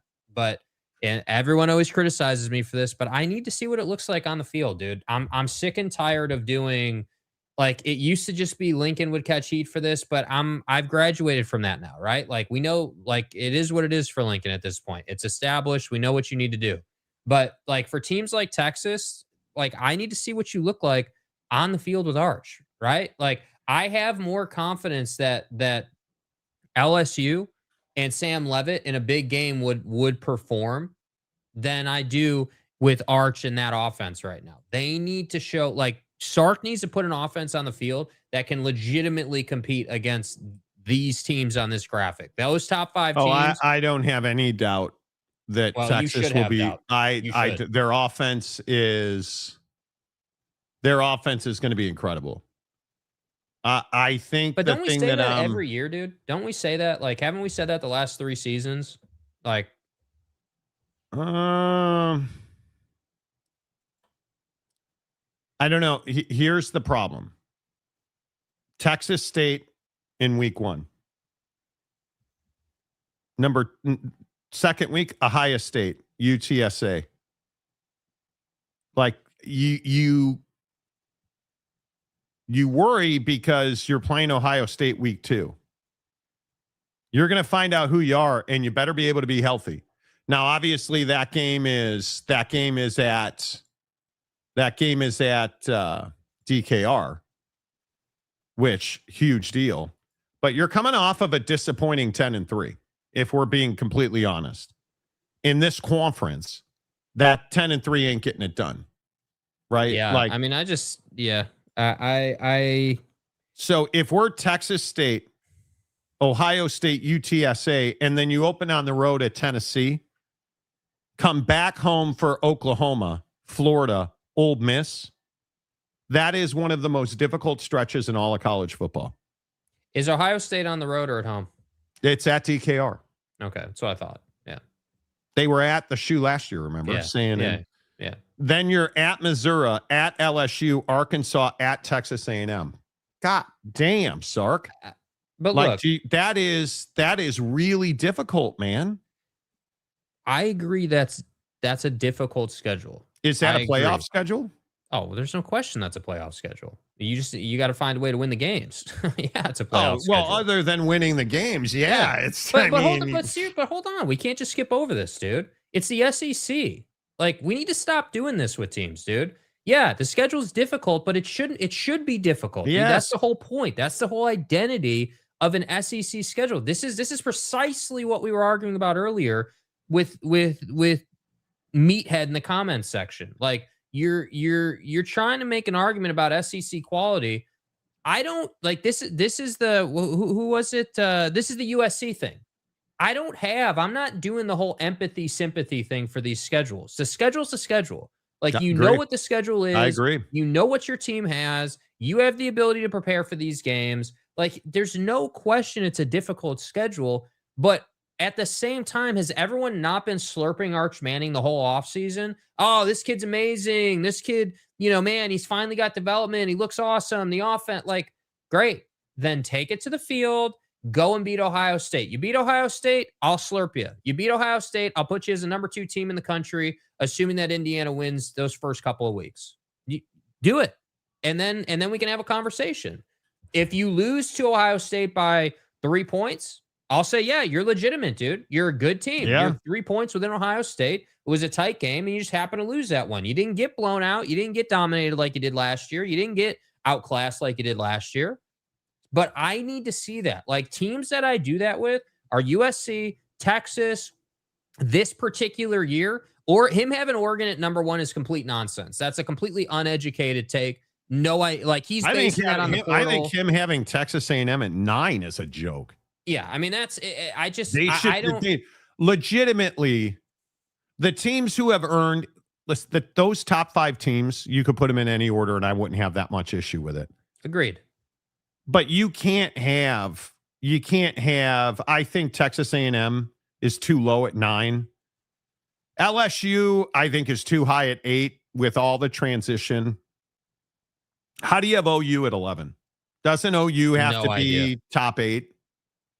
Well, to double down on that, how do you have SC in front of OU? How does that happen when you know what that defense is doing? How does that happen? Like, and this is to go back to the top 5. How do you have really SMU quick. ahead of Arizona? Yeah, right. And I think Arizona's going to be really good. Look at the size discrepancy. Because I feel I'm pretty fair about Oregon, right? I've always said Oregon's a playoff team, but they're not good enough to win national championships. That's yet. correct. And here's my issue. That's correct. Here's my issue with this particular top 25 out of Joel Klatt. Look at the size, like literally the size of the dudes on the roster and what we know about these squads and recruiting. Notre Dame's bigger than you. V is bigger than you. Indiana is certainly bigger than you. And Georgia, without doubt, is bigger than you. Look at all the talent Sark got through the portal. Right. So my point is that Oregon, I'd have Oregon top 5, most likely. You got Dante Moore back. You really should be in a pretty solid spot. But I don't have Oregon as being better than Ohio State and Indiana. And I do, and I don't, I think you can make a really strong case. Yeah, I was going to say you make a strong case for not better than Notre Dame. So I think that when you look at this, like this really gets rough for him past 9 at A&M, because the SC Oklahoma quotient here is absolutely ass. Michigan being at 12, all due respect to it, all due respect to what they're doing, they have no business being top 20 in the country right now. Right, no business. I think Michigan's always tough, especially at home. But Oregon really should go undefeated. They have one game. It's at Ohio State, and I think that's a late October game. Mm-hmm. Oregon should go undefeated this year. At some point, and I know you're a huge taster of Lanning, but at some point, when does the rubber meet the road for Dan Lanning? Because their schedule is Boise, at Oak State, Portland State, at SC, UCLA, Nebraska, at Illinois, Northwestern, at Ohio State, Michigan, at Michigan State, Washington. You should go undefeated. Sorry, dude. That's an undefeated schedule. Yeah, sorry. Right? Dude. You got one game on the schedule. Yeah, you got one game on the schedule. And I think Washington's going to be much better. But here's my point, dude. And I'm not trying to turn this into Rip Joel Klatt, but I do agree that this is a clickbait 25 out of him, and I respect that as someone who's a content creator. I get this. I understand that. But you at some point got to prioritize some level of credibility with the lower end of this top 25. Exactly right. Washington, like again, I'm sure Damon Williams and Jed are going to have a hell of a year. Washington's not a top 25 team right now. You haven't earned that. You're not relevant. You got to prove with that all this Damon bullshit. Yeah, like that's just not. I'm sorry, that's not. Tech being at 13.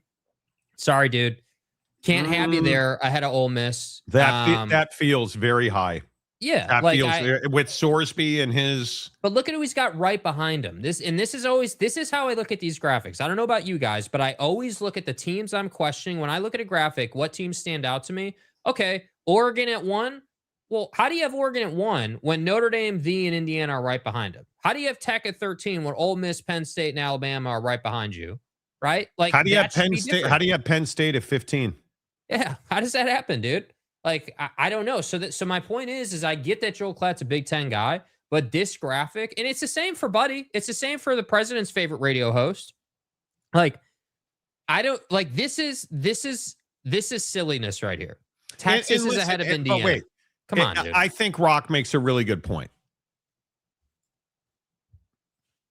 He works for Fox. That's an excellent point. It is. Yeah, he's a Big Ten guy working for Fox. Totally get it. Excuse me. It's his Fox slurping. Yeah, it's his Fox conference. I understand. Conference. Yeah, I understand, dude. I totally get it, dude. Buddy's got to push the Big Ten. Great point, I understand. Rock. Great point, Rock. Yeah. So I mean, but again, look at the bottom half of this, dude. Look at how much the Big 12 infests the 13 to 25 range, dude. Like BYU, Utah, Houston. He's got the goddamn Mormons ahead of Texas Tech. How again? But I agree. How do you not, dude? You've got a quarterback who's come in year 2, not coming off injury, full healthy offseason. You're in a better place right now. Bear Bachmeier, who we don't know, but I don't believe he gambles. Yeah. I mean, does That's a Wendover source count? because Does Wendover count? Gambling, Sorsby and the courts in Lubbock and stuff. Right, that's a Sorsby, FanDuel, Reds Bear Nation Bachmeier and Bear Sportsbook, Bear Bachmeier in the Bachmeier, Sacrament. Right. I get it. It all works together. I understand. Yeah. Right. So, I look at the Big 12. He's got Michigan at 15. He's a wit in the Big 12. Anyway, he's got Michigan at 15. Tech. Look at Houston at 18. So I'm now not the only one saying Houston's on the rise, right? He's got your boy Summerall. But look who he's got number one. Man. Look who he's got number one. And Jake. I don't have a problem with Jake. this, dude. I don't have a Jacob. problem. Tyler. Great. Dude, Who's number one? You want to stroke the Catholics? Knock yourself out, dude. They look good. They're going to be good. Should be undefeated. Should contend for a national championship. No question about it. Don't have an issue with it. Jacob. My issue is Texas. Jacob. What are we doing with Texas at number 2? What the hell are you doing, dude? What are you doing? Yeah. Okay. So, one, what do we make of Indiana? Indiana obviously lost a lot to graduation, but they're still are they still the best team in the conference? Yeah, I think it's them and Ohio State. Simple as that. They're the two best teams in the conference, and you're not getting around that. And I think have really high expectations for Michigan. Yeah. I think SC's got an impossible schedule. Michigan's a 10-win team, and Bryce Underwood will hold them back from doing more. I don't think he will. Well, see, and this is where you having small giblets is going to hurt you, because I'm not scared, right? I'm not scared to go out and say that I think Bryce Underwood, now having an elite quarterback coach who understands how to coach his style, because Bryce Underwood would have fit really nice at New Mexico and at Utah, right? Into Beck's system. He's going to build a system around Bryce that's going to facilitate his dominance. It's not about the system, dude. That's not the complaint. I agree the system is phenomenal. The complaint is... Listen, Jake, he's not CJ Carr, who's the best quarterback in the history of college football. Bro, he does not have the mechanics to do what Devin Dampier did for back at Utah. Okay, well, that's true. And in all seriousness. You're talking about a scheme. But different conference now. Different conference, weak ass conference. No woofs of Waco coming to town to take out your quarterback with the Gatorade cooler. Like, the odds are in your favor, right? Like, we'll go, we'll go that route. But again, I'm not writing off Indiana. I'm not. I think what Sig has done, beyond being unbelievable and just incredible work. Yeah. What he's done to stock that program with talent right away, like right now. Josh Hoover's an excellent quarterback who did not have quality coaching. He's going to be the best quarterback in the conference, dude. I'm telling you. He's going to blow people doors off in the Big Ten conference. That's not true. Julian Sand, I think, is the best quarterback in that conference. Julian Sand is, I am telling you now, mark my words here on May 5th. Julian Sand is going to be, I'm telling CJ Carr, Julian Sand. Right. CJ Carr's not in that conference. Right. But I mean, when we talk about Heisman's, the guys who really stand out to me, CJ Carr and Julian Sand, because they're going to have opportunity. Arch, going to have opportunity. And Bear Bachmeier at BYU is going to have opportunity. And I think Joseph Smith's favorite quarterback is so exponentially more prepared to play for BYU than he's ever been at any point. I think he's ready. Bro, CJ Carr had better live up to it, or we are going to it's not going to be knuckle deep. It's going to be like shoulder deep. Yeah, they're already knuckle deep, dude. That's the whole point. Like, I'm not worried about CJ Carr. He's going to be just fine. Listen, I think, and if we were talking about quarterbacks, Notre Dame is set, Texas is set, Oregon is set, Ohio State is. Look at Miami with Darian Mensah, who you think sucks. I'm telling you, Darian Mensah. I never said Darian Mensah sucks, dude. What did I say? That he's not good. This is the difference, dude. This is the. Oh well, we got a transfer quarterback. It's the same thing, dude. Oh man, dude, played at Duke, won a conference championship. It's He's Duke. elite, Jake. I'm telling you. Well, that might be true, dude. I'm not doubting his talent, but And it would appear, and I don't know if Rock and Rand is still here, but it would appear Mario Cristobal's got an infrastructure that is, it's working, it's growing. It is, they're preparing guys at a really high level. You think Malachi Tony is not going to be in New York in December? You're crazy. Oh, he will be. He will be. I mean, if he stays healthy, little buddy is going to have to stay healthy. And this year, the secret's out. He's not going to surprise people. But you can't even. How soft is the ACC, dude? My God. Right, but if we're talking about this graphic with these teams, I think Miami has legitimately earned their way to that 5th spot. You're better. Yeah. Darian Mensah is better than Carson Sucks Beck.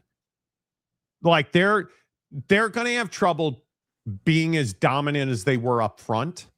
If we're talking about the graphic, Miami deserves to be there. You can't have Miami in front of Indiana, which is precisely my point as to why Texas can't be at 2. Because Indiana should be 5. Indiana actually should be 4. Miami should be 5, and Texas should be 6. That's where this should be. I wouldn't argue with that at all. But I'm not the guy that's going to sell short Sig at Indiana. I'm not selling. I think, again, what Mario Cristobal's doing at Miami, and much to your point, I think Dante Moore being back at Oregon. The biggest question at Oregon is the coordinators. It's the single biggest question. They've done a great job. Turned over. You know, one of the things that we do in college football, I feel like in the offseason, is we just want to look at portal classes and recruiting. That's all we care about. We just want to look at, what's the portal like? You know, exactly what's the recruiting right. like? That's all we give a damn about. But what I'm telling you, man, is that while, yes, that matters, what really matters is what you do with that class in development. You can have, a class that's regarded as more mediocre, let's say, or maybe not the best class ever, and take them and turn things into a national championship contender. But the point is that Dante Moore is a hell of a quarterback, and he'll be in New York in December. I have no question about that, mainly because they have a one game schedule this year with Ohio State. So he's going to have the hype. There's going to be pressure. There's going to be expectations. But my only question is, how competitive are you against Ohio State? If Oregon in the regular season is a touchdown to 10 points worse than Ohio State in the regular season, I don't know what you do with that, man. Like, you can't have a situation where you're in Eugene, you're in the Big Ten, you're Dan Lanning, you have all these resources, and you're not able to beat these best teams. And I love what Dan's doing here. I'm a big Dan Lanning guy, all jokes aside. But at some point, you've got to overcome that. And I'm telling you, if it's not going to be this year, and I get that you turned over your coordinators, but you have no question at quarterback. You have veteran leadership on this team. Like, there's you better get it done, dude. And if you don't, then I'm going to have to start asking questions like, all right, well, what's going to be different, dude? What's going to change? Yeah, I would agree. Gunnar Stockton's the weakest QB on that graphic. I think that's a really good point. Well, dude, I'm not even joking. If Notre Dame doesn't go undefeated, CJ Carr's got the whole world on his back in South Bend. But he embraces that. He embraces that, dude. He does. And talk about it. And I think the second half of last year, CJ was a significantly better quarterback. If they'd have played Miami in November or October, I think that would have been a much better football game. A much better but you didn't, and you lost the only 2 games that matter. Mm-hmm. You lost the only 2 games that matter. Yep. So how is Indiana not in the top 5, but Miami is? Because again, this is my point. Because it's May. It's May, and all people are doing is they're looking at Mensa.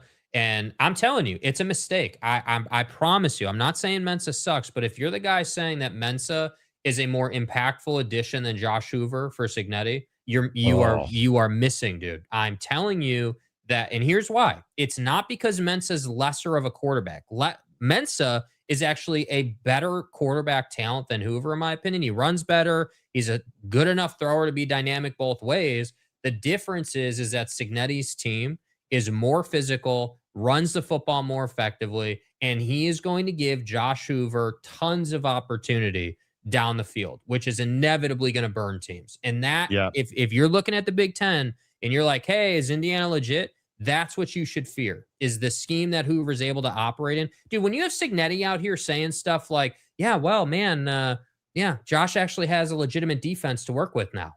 Do you understand the red assery and the confidence bro has in his system to say something like that about Sonny Dykes? Like, I'm just telling you, I'm not going to sit here and say I'm a Sig fan, but I just respect what the guy has done with this roster, man. I'm telling you, he's a threat, big time threat. Yeah. Yeah, I agree. Matchup throwdown. Hey, Jake, you got Summerall all over your face right underneath the landing strip. 100%, dude. You call a mustache. I'm a Lanning guy, and I'm a Summerall guy. There ain't no question about it, dude. I heard. And how much did you fight me when I said Summerall was a great hire at Florida? I doubted it initially. I was not a fan of the Summerall hire when you passed on Lane. But I have to say, even though that dude's running people over in the tunnel, I'm a big Summerall fan. I'm not really here for the jump off the top of the building joke.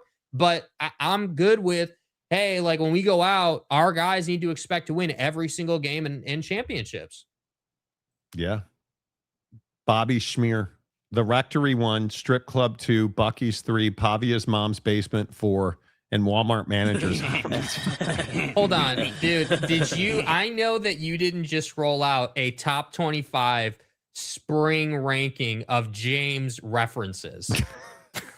That's incredible, dude. Man. Okay, Jeremiah, if you're listening, That's I'm gonna need since you're so keen on making graphics this morning. Jeremiah made a political graphic about something in our members only while the show was going on. Mm-hmm. I'm gonna need a graphic created that mimics Joel Klatt's, but is Oak State James references. It is a post-spring practice. What did Joel Klatt label this as? Wasn't it just post-spring? Post-spring top 25. Now, where the Fox College Football is, I want you to just put the Monty Show, and then right where Joel Klatt's show is, just put Oak State James references post-spring top 25. Get that done. We'll put it on the screen, and we'll see what people think of it. Don't overthink it. Just get it done. Miami will go 0 personnel this year because of how much better the wide receiver room is and what Mensa can do that Beck couldn't. And how many times will I say, Darian Mensah was a quarterback last year, they win a national championship. Yeah, dude. 100%. My belief is if Darian Mensah had been the quarterback in the national championship game, Miami's got a ring right now. Yeah. But he wasn't, so they don't. That's how much I believe in Darian Mensah. And I know you don't. And I cannot wait to absolutely. I am going to give you Darian Mensah stats every single week on this show just to poke Jake in the eye. And there's only going to be one stat that Darian Mensah is not going to like. Yeah, game's missed. That's going to be over against Indiana in the CFP. Because I'm telling you, I'm just telling you, man, if you're by taking Mensah, you're saying that Cristobal is a better developer of quarterbacks than Kurt Cignetti and his staff is.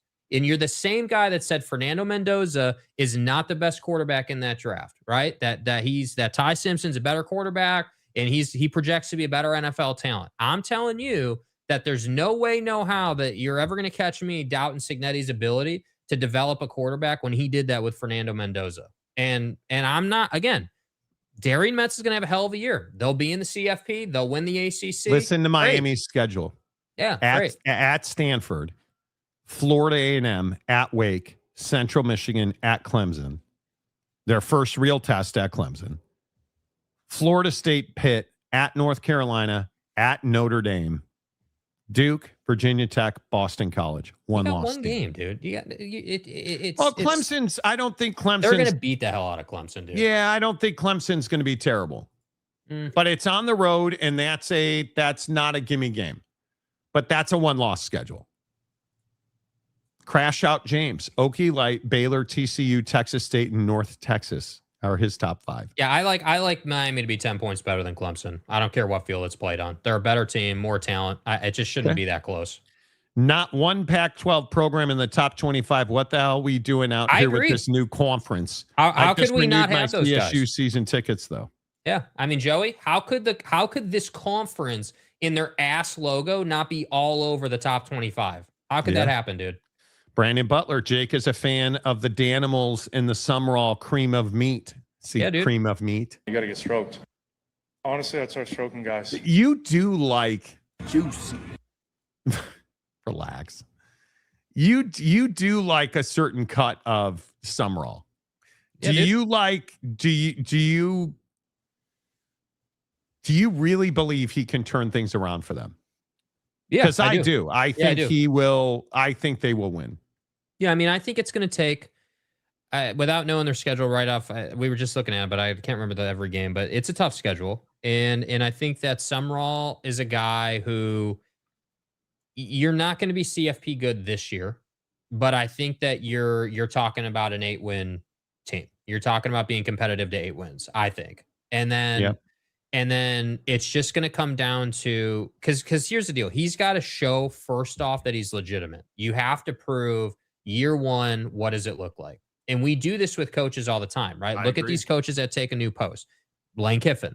Hey, Lane, dude, the world is the expectation. Natties or bust is the expectation. Sam Levitt being hurt's not really helping your spring situation, but he'll be back. You guys really should be top cut in the SEC. There's just no question about it. So, like, for Lane, I would expect nothing short of a 1-loss season. Don't care how hard your schedule is. You were brought in to do a job. That's the expectation. Anything less is a disappointment. So for Summerall, I look at you and I say, okay, well, you're coming up from the G6 ranks. People like you. You're doing a really good job. Energy's good. You're saying the right things, doing the right things. But just like I say it about Texas or SC or Mensa at Miami, Hoover at Indiana, I need to see what you got on the field. And I just think this year is a 7-8 win schedule. And the following year is probably where you start contending for the CFP. They're not winning 8 games this year. FAU, Campbell, at Auburn's a loss. Old Miss is a loss. At Missouri is a loss. How the hell is at Missouri a loss? Do you know how difficult it is to go there and win? Just You're on Florida. a garden variety year. You're Florida, bro. Right. You're Florida, and you have a completely new roster. Yeah. But see, this is the difference. DJ Lagway went to Baylor. DJ Lagway went to Baylor, man. I know. Mensa chose Miami over you. I get But it, dude. listen to this stretch. Listen to this stretch. Yeah. You go at Missouri, South Carolina, at Texas, Georgia, Oklahoma, at Kentucky, Vandy, Florida State to end the season. Bro. So games you need to win, but take the tough schedule crap out of it, dude. Don't care. It's the SEC. Is what it is. So again, going down the schedule, Vandy's a game you got to win, right? Go through it one more time. Take out the top cut of the league. You have to FAU Campbell. You got the Auburn game is going to probably determine. That's in the swamp or that's on the road? That's on the road. Jordan Hare. Yeah, that's not an easy game, but that's one you got to win, dude. You got to be 3-0. You just have to be. You have to do that. Home for Ole Miss. That's probably a loss. So that's 3 wins. At 3-1. Missouri is a loss. That's a loss. Okay, 3-2. They're going to lose. 3-2. South Carolina is a win. 4-2. At Texas, Georgia, Oklahoma. So you're going to lose to Texas. 4-5. Yeah. 3 in a row. You're 5-5 at Kentucky. Yep. You are 5-6 at Vandy, and you are no.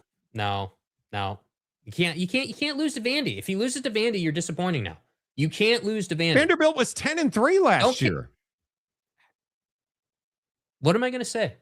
Diego Pavia's mom's not straddling the railing anymore? Bro is taking run play option snaps in Ravens rookie camp. Okay. I'm not. I guess this is the difference. See, this is how I look at it, dude. If you're legitimate, you're beating Vanderbilt year one. That's just what it is, man. You're not going to beat the top cut. What about at Florida State? Yeah. I would expect you to beat Florida State. They're not very good. I would expect you to beat Florida State. That's a rivalry game. Get it done. Bob Chesney will end up being the best coaching hire this offseason. He got UCLA to spend money. They are on fire recruiting trail-wise. So they are. Bob Chesney's a hell of a coach. Yeah. Kyle Whittingham's the best hire this cycle, in my opinion. Jarhead. Half of IU's defensive line is from K-State. Hurts my soul. Yeah. This is a huge year for your quarterback. Make or break. Well, I don't know if he can ever make, but it's a huge year. Who's your Dave? No, who's your daddy? If the refs weren't blind, IU would have beat Miami by 24. Yeah. Are those boomerangs or the Callaway logo on Monty's golf shirt? Okay. I'm more worried about Virginia Tech getting better towards the end of the season than Clemson early in the season. It's an interesting point. You believe in James Franklin? Yes. Yeah. The Pac will now sue because they were left off the top 25. Mm-hmm. You know, Delaric. Good morning, Delaric.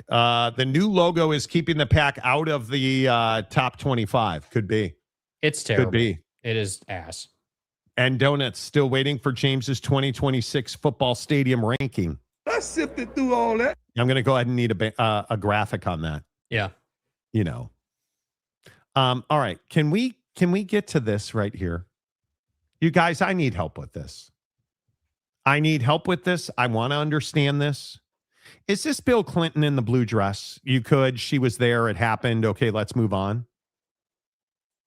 This Steph Diggs thing.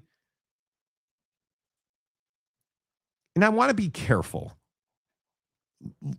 which is not what Steph Diggs was when he was smashing the chef. I did not have sexual relations with that woman. Yes, Steph, I think you did. Don't know that that's in question. I'm going to say this again. Let me get this right. You're a multimillionaire, elite wide receiver in the NFL.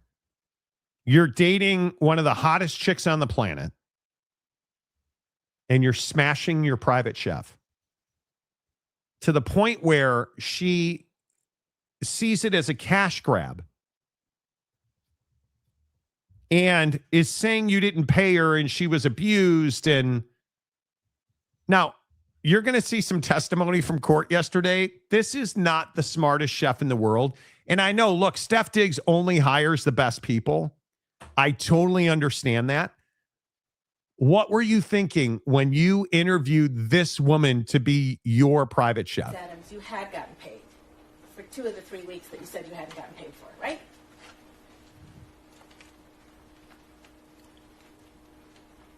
This is missing a whole lot of stuff. The yes or no question. I can't answer your question correctly without the proper evidence. Your Honor, may I approach?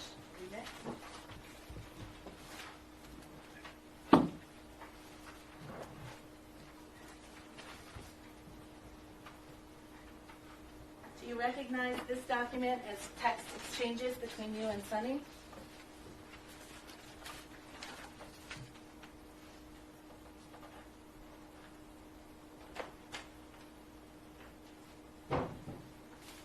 Yes. Dated December 9, 2025? Yes. And you're the person in the bubbles on the left? Yes. And you write to Sonny, hey, so I looked over my transfers, payment history, and they sent payments, 11/7 and 11/21, totaling $4,000. See that? Yes. So you knew that you had actually been paid for 2 of those 3 weeks that you tried to get paid for again, right? What's your name? I never got your name. Did you know that I don't you know. had I been was trying to address you by your name because I'm not this. I don't know. I can't answer that question correctly. You knew on December 9th that you had been paid for 2 of the 3 weeks you said you hadn't been paid for, didn't you? I don't understand the question. You just acknowledged you wrote it to Sonny. I was supposed to be paid for the week I was sent home. Okay. So I sent the incorrect amount because I didn't know he wasn't paying me for that week. Right. So you sought $6,000 instead of $2,000. That's my calculations was. Right. And so that last week, that was a week you didn't work, right? Because I was sent home. Right. So you weren't in the kitchen cooking. Mr. Diggs sent me home because he had girls at the house. Whatever you're going to add is not responsive. Your Honor? Yes. I don't understand. Dude. You're contentious much? You're just supposed to say, yeah, I lied. And then this bite, if that wasn't bad enough, listen to this bite. Is there a difference between the text messages that you provided to the Dedham police and the text messages that are here? Yes. And what is that difference? I deleted bet and pussy, and I'm ruining that bitch life. Not mistaken. Yeah. And why did you delete those phrases when you provided those text messages to the Dedham police? Because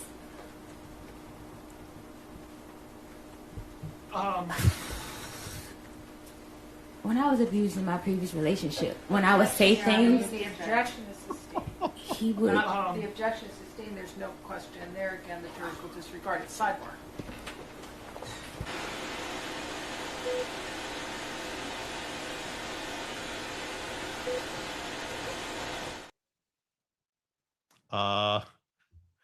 Bro, she's scamming him. And she got caught and had. Here's my question. Did you not prepare for this testimony at all? Like, did you not sit with the prosecutor or your attorney and role play this? She had no idea these deleted text messages were going to be brought to her. She had no idea she was going to be asked about why she lied about how much money she was paid or not paid. She looked totally caught off guard, which is what happens, in my opinion, when you're scamming people. Is this like, how are you Steph Diggs and you're getting yourself into this situation with this woman? And do you see how much money guys like Stephon Diggs waste on kids and chefs and women? Is this not the ultimate illustration of a rich dude who just, you smashed with this girl allegedly, and we're surprised that this is how it's working out? Like, what are you doing? Making dumbass decisions is what you're doing. That's what you're doing. He hired this woman. He hired this woman to be his personal chef. And they wind up having a Bill Clinton moment. And it's crazy to me that he allowed this to happen. And I guess I just don't understand it. Yeah, I mean, I just think it's just awful decision making. I mean, I think that, look, this is the same guy who was on a boat with multiple women at the time and had what everyone publicly referred to as pink salt substances on the boat. So I think that, look, Steph Diggs, we know who you are, bro. We know what you're looking for. We know what you prioritize and the type of enjoyment that you like to get out of people. And I agree. It's always a he said, she said. It's always oh, he didn't pay me. He did. He didn't. I deleted text messages. I did. Like, you know what I mean? Like, there's always issues like this. And I think that Steph Diggs is just perpetuating what this offseason has been defined by for the Patriots, which is issues off the field with women. And he is accused of assaulting this woman. They've had a sexual relationship. He hired her to be his personal chef. And Ms. Adams, the chef, is testifying on the stand, being questioned by the defense attorney and the prosecutor, and completely fell apart emotionally. Now, Diggs obviously denies that he assaulted this woman. There is video of her dancing on the day that the alleged assault took place. Mm-hmm. This is crazy, dude. This is crazy. Yeah, dude. I mean, I just think that this is what happens, man. This is the same thing I find myself saying every time, man. Like, how hard is this for you guys, man? How hard is it to be a professional athlete and have money and have your goal in life to be protect that money? You don't protect that money by hiring a personal chef to then, go out and allegedly sleep with her. And then, like, your whole goal in life is just to sleep with anything that walks. And that's a terrible look, man. I'm telling you, it's not a good idea. And it's these guys, dude, it's Tyreek, it's Steph. Like, it's infamous with these guys. And a lot of times as we know, wide receivers like to get after it, dude. We know that about the league. This is not unique to Steph, man. There've been many guys who have done this and it just doesn't end well. But do you understand how much money is on the line for this dude? This dude, isn't he coming off a 1,000-yard season with the Patriots? And he's a free agent. And he's accused of assaulting a female personal chef. And he denies it, point by point denies it. But if he's found guilty here, dude, your career's over. Your legal troubles are just beginning. Like, there's going to be a personal suit. Like, you're in real trouble here. You're in real trouble here.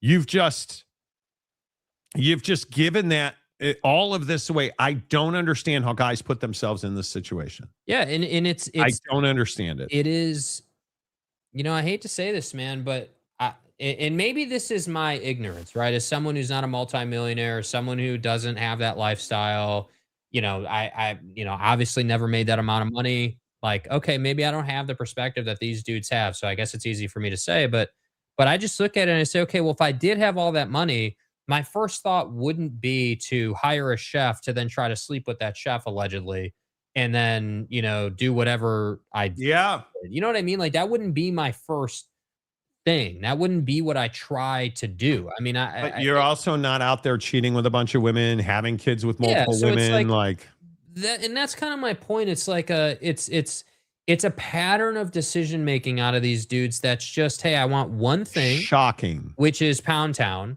and I'm just going to deal with the implications, whatever they are. Can you imagine waking up one day and your entire career is on the line and all your money's on the line and it all hinges on a trial, essentially?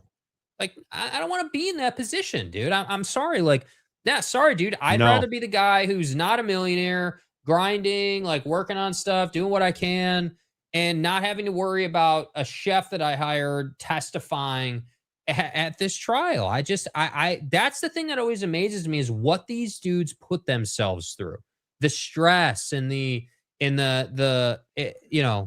just the negative energy. And like, is it too hard to just simply, and this is what I respect about golfers so much, not to change the sport, but this is what I respect about veteran golfers who understand it.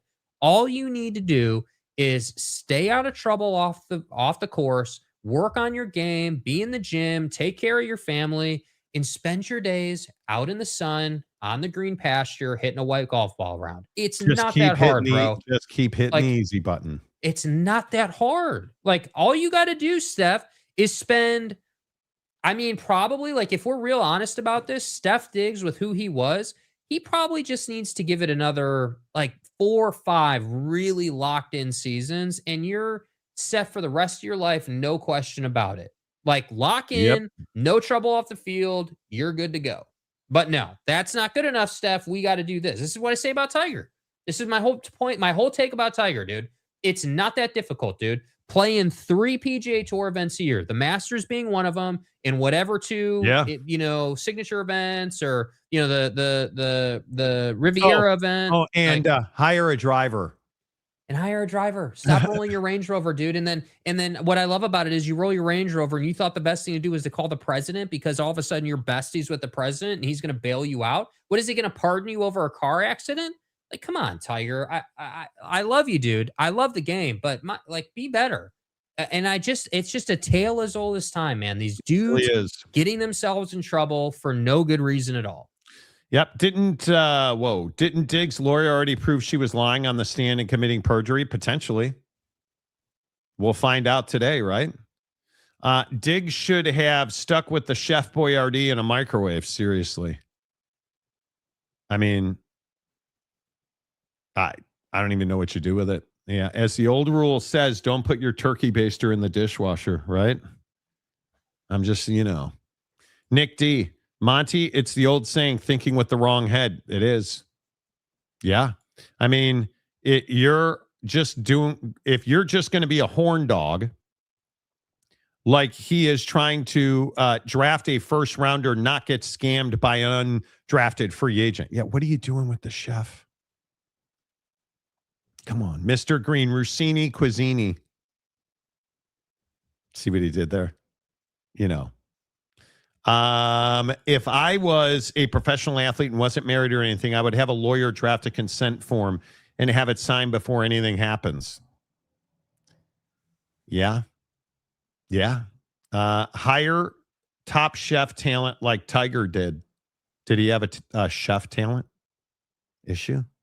Top shelf? Glossing over Monty's decision to wear white pants on the golf course is disappointing. It's a conversation we got to have, dude, at some point. We No, just have not. to, yeah, it is. No, it's not. Yeah, it is, dude. That's quite the step, bro. Why? Because white pants has always been a defining line in the sand. Are you a guy that wears white pants or are you not? And to this point, you hadn't been, but now you said you had gotten a pair of white pants and a pair of white shorts. And the shorts, I don't even mind. White shorts are clean. That's cool. But the pants are really the thing that is next level. Yeah. Listen to this. L'Jarius Sneed, all criminal charges have been dropped. Sneed was charged with aggravated assault and reduced. That was reduced by a grand jury to misdemeanor offensive failure to report the commission of a felony. The state of Texas dismissed the misdemeanor completely Friday. Sneed does not have a conviction or admission of guilt of any kind and is now clear to play. He wants to play. So L'Jarius Sneed looks like he got off the hook. Bro took his medicine. Pay All right, the money, move along. Can we shift gears and talk about Victor Wembanyama last night? Dude, this is... to say that this is an I told you so story wouldn't do the story justice. I can't get over the fact that Twitter is a buzz about, oh my God, 12 blocks and look at the alien doing alien things and flying everywhere and the chaos. Yeah, but did they win the game? They won the game, right? Oh, no, you didn't win the game. And then Twitter tough guy overnight retreading all the tape and everyone's slowing it down. Then you realize, yeah, it turns out on 5 of those blocks, he's either fouling Rudy Gobert or it should have been called a goaltending because the ball hit the glass first. It's not some great performance, dude. I'm sorry. You're not that guy, pal. Are you really good? Yes. Are you an impact player? Are you a franchise level talent? Of course. Yes, I agree with all of that. No question about it. Are you Bron? Are you win championships on your own good? Absolutely, positively not. And we need to stop saying that about this guy. I'm tired of that. Yeah, I think Victor Wembanyama is a very good player. There's no doubt about that. The problem is offensively, he struggles against Rudy Gobert. And he got away with murder last night. 12 blocks is phenomenal. But at least 3 of them are goaltends. And I don't even think it's that controversial. It's definitive. It's not controversial. The replay shows it. If the ball hits the backboard first and then you block it, that's goaltending. The fouls are the other egregious thing. There's 4 or 5 of them that are just fully his hand is on Gobert's arm in one case. They're clear. The Julius Randle where he forearms Randle in the side, then blocks the shot. That's a foul. And they're not calling it. And maybe he's getting the SGA treatment. That very well could be. And this isn't me hating on Victor, because I'm not. I'm genuinely hating on the NBA officials. And this is what makes it tough to watch the NBA right now. Lakers, and did you guys see the Lakers tonight? Did anybody see the Lakers tonight?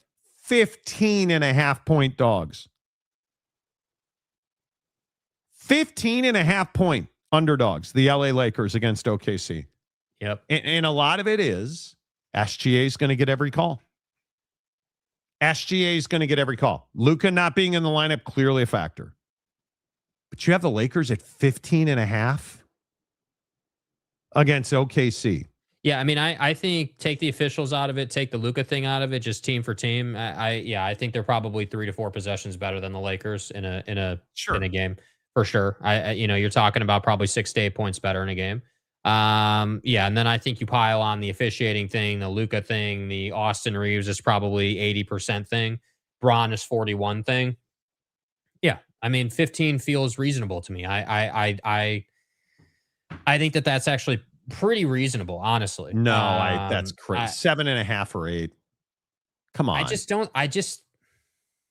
I think you're giving the Lakers too much love against this team, dude. They're gonna run up and down on the Lakers. I think that Braun is gonna do and have a great series. I have no question about that, dude. He's on a mission, but it's gonna take more than OKC playing like crap to beat them.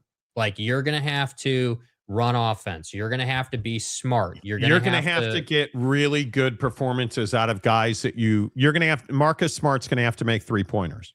Rui, he's going to have to shoot make the 3-pointers. And Rui's been the best 3-point shooter in the NBA playoffs so far. Yeah, and that needs to continue. No question about it. No question about it. You know, Laravia need to continue to contribute, right? I need game 1 of Houston Kennard, not game 6, not game 7. I need the guy who goes into the mid-range, knocks that shot down, then is happy to knock down the jumper on the left wing. Like, I need that. If you're going to beat this team, those guys got to perform, and it's just inconsistent. And I think that, look, I like the story a lot. I actually think it's really admirable that the Lakers beat Houston. I think that Braun did a job. I think that his greatness is not to be denied right now. You know, I'm still a Jordan and Kobe guy. I still think being undefeated in the NBA Finals is a goated stat. You're not overcoming that. I don't care how many. You know, I'm just not the guy that says Braun is overall the better player. It's a discussion for a different day. Okay, great, cool. But I am certainly going to say I appreciate LeBron. I appreciate what he's doing this postseason. Yeah. I appreciate that JJ Redick has worked out. It's a good hire now, right? You won a playoff series. You did it with a team that's hurt. You did it with a team that's shorthanded. I would rather have JJ Redick than anything going on in Knicks land. I'd rather have JJ Redick than anything going on. Pretty good last night. Yeah, but you left the Atlanta series to question for way longer than it needed to be. And yes, you looked good last night, but let's let the series develop. I don't think anyone has faith in them to actually go out and win that series. We need to see what that looks like. So Cat is soft. Yeah. So it's like, you were at home. That's a game you should win. Like, let's be honest. And what's the old saying? The series doesn't start until the home team loses. Home team hasn't lost yet. So correct. Let's see what it looks like. NBA is only slightly more legitimate than pro wrestling. Yeah, I think that there's spots in the NBA. There's bright spots. There's not the whole league is definitely not where it used to be. It's not. You're not going to catch me watching. This is the problem. I don't have to watch the Spurs game to know what happened. Like, Ant shot over you and made you look dumb. You committed a bunch of fouls and committed a bunch of goaltending that shouldn't have been allowed, and they allowed it. And then missed a game-winning 3 wide open. Yeah, and then missed the game winner, and no one's going to hold you accountable for that. And then, again, the SGA thing tonight, like, I don't come in here tomorrow and be surprised. Don't come in here tomorrow and be the guy that's bitching about SGA's whistle, because it's going to happen. We already know that there's going to be a big-ass discrepancy in free throws in this game tonight. And if there's not, if the free throw margin is competitive and close, then I'll give them credit for that. But again, seeing is believing, and I highly doubt we'll see that. We'll see. Nick D says the NBA refs need to call the regular season like they do the playoffs. Well, but that's not. That's never going to happen. I disagree with that. The part of the home court advantage is officiating. The problem is they've taken it way too far, and it's just it's ruined the integrity of Oklahoma City's run. Like, that's the other side of it that nobody talks about. Oklahoma City is a legitimately good basketball team. They have many ways to beat you. SGA is legitimately an MVP caliber player. The problem is that when you're giving him basically every call, when 50-50 goes to SGA every time, that doesn't create a fair environment. And I agree across the board, the league isn't allowing defenders to play defense because they're blowing fouls or calling fouls constantly on every little thing. Like, at some point, you got to let these guys play. It's the playoffs. So I just think I agree with what you said yesterday. NBA officiating definitely has narratives they're trying to abide by.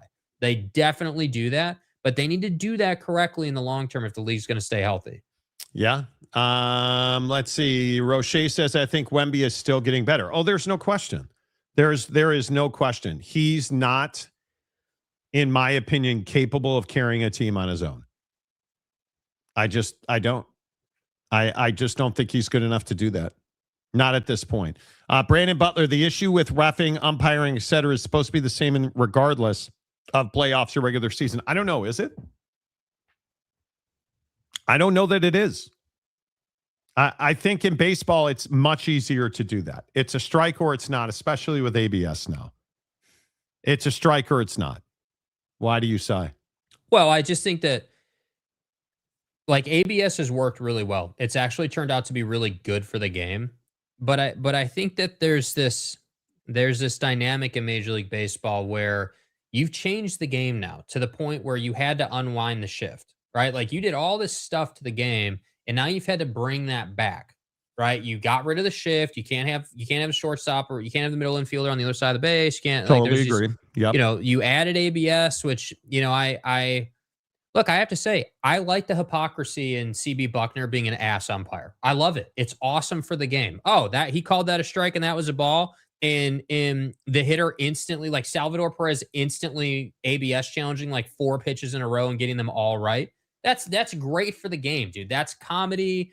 People love that. There's irony in it. Like it works. But I really hesitate when we start getting to a point where we want technology and stuff like ABS to replace the human element. I want the human element in the game. I just want them to do a better job. I want you to call the game objectively. I have no problem with you making a mistake. Just own that crap, dude. Yeah, I missed that call, man. I missed it. Like, I hate the argument of, well, replay sucks because the game wasn't meant to be called at, you know, quarter speed of full speed, right? Like they're looking at it at full. Well, they're being paid millions of dollars to call the game at full speed. And if I can see it thousands of miles away on my TV, they should be able to see it standing 3 feet away from the game. I'm sorry. That's just the standard. And I just don't know why we can't say, yeah, like maybe they need to improve the quality of the official. Maybe that needs to take place. Maybe officials should have to do press conferences instead of just players and coaches. Maybe that fixes it. Maybe there should be some accountability for the ass call. The NBA is missing personalities right now. It's uninteresting. The players are uninteresting. We need great performances. We need Jalen Brunson to be a stud for the Knicks, right? Yes. And you get Cavs Pistons tonight. What is interesting about Cavs and Pistons? Exactly. Nothing. Cade Cunningham, Harden, I guess. I don't know. Cade Cunningham and Donovan Mitchell. Neither one of them is a dynamic personality. I love Donnie's game, but he's not somebody you're dying to have a phone conversation with. Agreed. Right? I mean, that's what's wrong with the NBA. The NBA's biggest issue is the players are uninteresting. They're not fun. They're not unique. They're none of that. The players are uninteresting. There's no Jordan and Magic. There's no Bulls, Pacers, Reggie Miller with the choking sign. Like that doesn't exist right now. And it's stuff like SGA flopping and Wemby, you know, fouling guys and goaltending and not having it called on blatant, obvious calls. It's very difficult to watch. Victor Wembanyama is not at all interesting. It's not compelling. He's not a personality. He's not somebody you want. This playoff needs the Cooper flags. It needs, I don't know how you inject personality into the NBA, but it needs it. It really needs it. It's part of the reason that I think, you know, people like Luka Doncic, as much as you love to hate him, the guy is a personality. You need him. Yeah. Gabriel, I agree with you, Monty. I also think marketing of the game is not in a good spot. Plus the media talking about the GOAT debate 24/7 doesn't help. I would agree. I don't understand the need to crown LeBron as the greatest player ever. What is the need for that?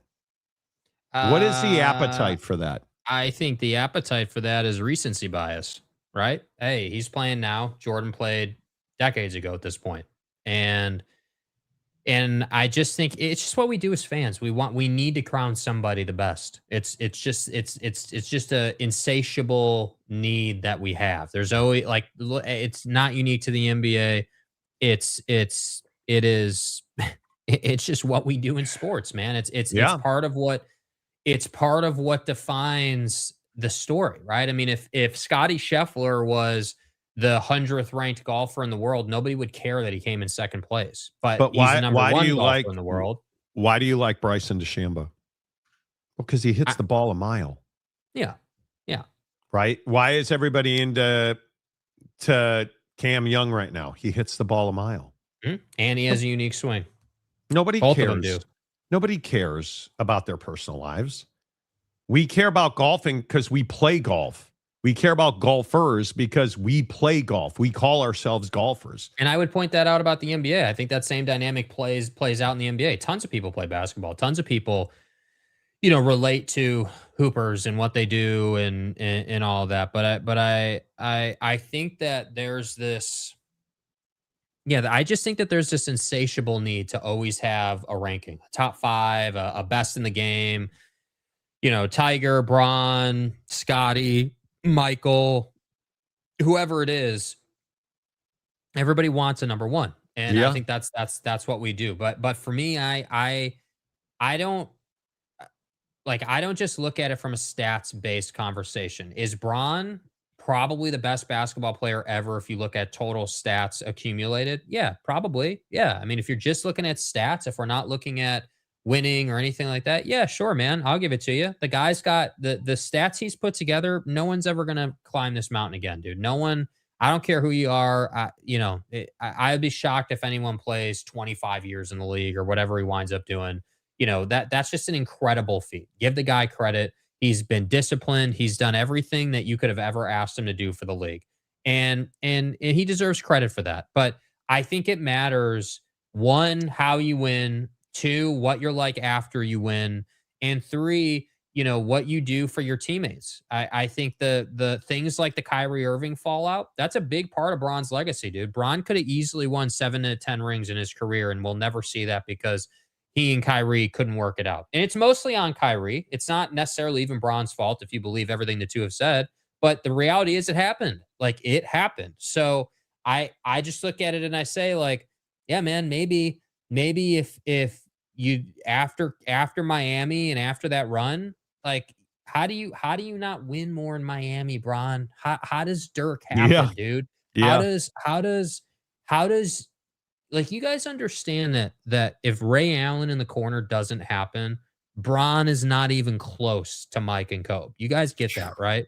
Like, that one shot put Bron in such a better place legacy-wise. Yes, it did. And I also think if you're talking about overall greatness, you want to talk about the number of dudes that he kept from winning. That, I think, is a dynamic conversation. When you compare him to Mike and Kobe, that conversation I love. Like, how many dudes, like in the modern day, well, you didn't hold Steph down. Steph probably has more, but you didn't hold him down. But Kevin Durant's the guy that you held down. You prevented Kevin Durant multiple times from winning. Miller. Reggie Miller doesn't count. Charles Barkley doesn't count. Yes. Gary Payton doesn't count. Yes. Look at all the guys that Mike held back. Yes. I mean, it's incredible. If you look at Magic not winning that last ring, or, I mean, Barkley, I could go on. Patrick Ewing, Nixon Bulls. Like, Mike kept a roster of dudes from winning rings. No question about that. Think about that Kyrie Cavs Game 7 performance. Carried them. Like, him putting up those numbers, hitting that shot over Steph. Like, that's just, it's just different. Things that annoy me about LeBron, though, things that I despise. Bron is the guy. Just last week, Bron was asked, hey, like, I can't remember exactly what he was asked. He asked a question about all-time greatness and things like that, his legacy, whatever. And Michael was part of the question. And he goes, I don't want to compare myself to Michael because our games are so different. I look for the pass and Mike looked for the shot a lot more, so I don't want to compare us. That's Bron's play. I don't want to compare, but let me compare myself to everybody. That's what annoys me, dude. Just talk about you. Just talk about your game. Talk about your legacy. Talk like it's fine, dude. You've had a hell of a career, bro. One of the best careers ever. Like, just talk about you. Don't talk about Mike. Like, it's fine. Yeah, that'll never happen, I guess. I don't know. We'll see. Yeah. Reggie Miller, Stockton, Malone, Ewing, Barkley, Peyton, Sean Kemp. Legends didn't win because of Mike. Yeah, Stockton and Malone. Yeah. I mean, look at Kobe's bag, dude. I mean, Steve Nash. How many times did Steve Nash run into Kobe Bryant and the Lakers, dude? My God. Jordan kept Hall of Famers and best at their position debate guys from getting their ring. Yes, he did. Yes, he did. Yes, he did. There is no question about that. Ray Allen in the corner, Kyrie in game 7 on the road. Yeah. Yes. 100%. Yeah. 100%. You guys are a bunch of haters. You guys are a bunch of haters, man. All right, real quick. Because I hate Skip Bayless. Dude. Why are you so fired up over this? How desperate can ESPN be? Like, do you think that's what this is? Yes. Did you not learn the lesson? This to me, this is just my opinion. Again, prefacing, not factual, my opinion completely, just my feelings on it. How desperate can you be, ESPN? How vigorously are you going to have to act to admit that First Take doesn't get the viewership you want it to get? How many people are you going to put on that damn show with Screamin' A to try to make it relevant to the point where Skip is now getting an opportunity? Like, did you not learn the Fox lesson? Did you not see what he did at Fox? I really hope, and again, this is just me, but I really hope this isn't any kind of long-term permanent. I hope this is a one-off novelty, hey, let's all be friends again thing. Skip Bayless does not belong working in television. Stephen A. Smith doesn't belong working in television. Like, I think he's a hack. And I look at these guys, they've failed so many times, yet we keep retreading them. Find somebody new. Find somebody new. Give somebody else a chance. Skip Bayless is 196 years old, if I calculated correctly. Hey, ESPN, you want to get 60-year-old sports watcher? Yeah, put Skip Bayless on the tube, dude. Put that guy on. That'll help you. You want to get 20-somethings, 30-somethings, you want to get 40-somethings, the people who are in their prime earning years and your ad partners can actually sell to through the show. Like, yeah, probably shouldn't be putting Skip on, dude.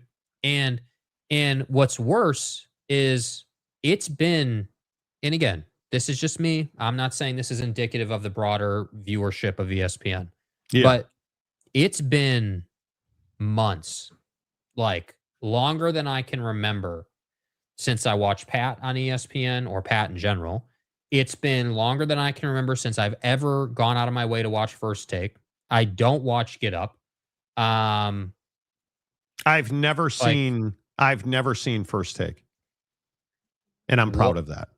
Yeah, as you should be. As you should be. The only time I've really ever seen First Take is like at a bar or like, when they're but that's not watching it. That's not I've never watched it. Yeah, I've never in my own home turned it on. And I haven't watched Pat McAfee since I moved to Seattle.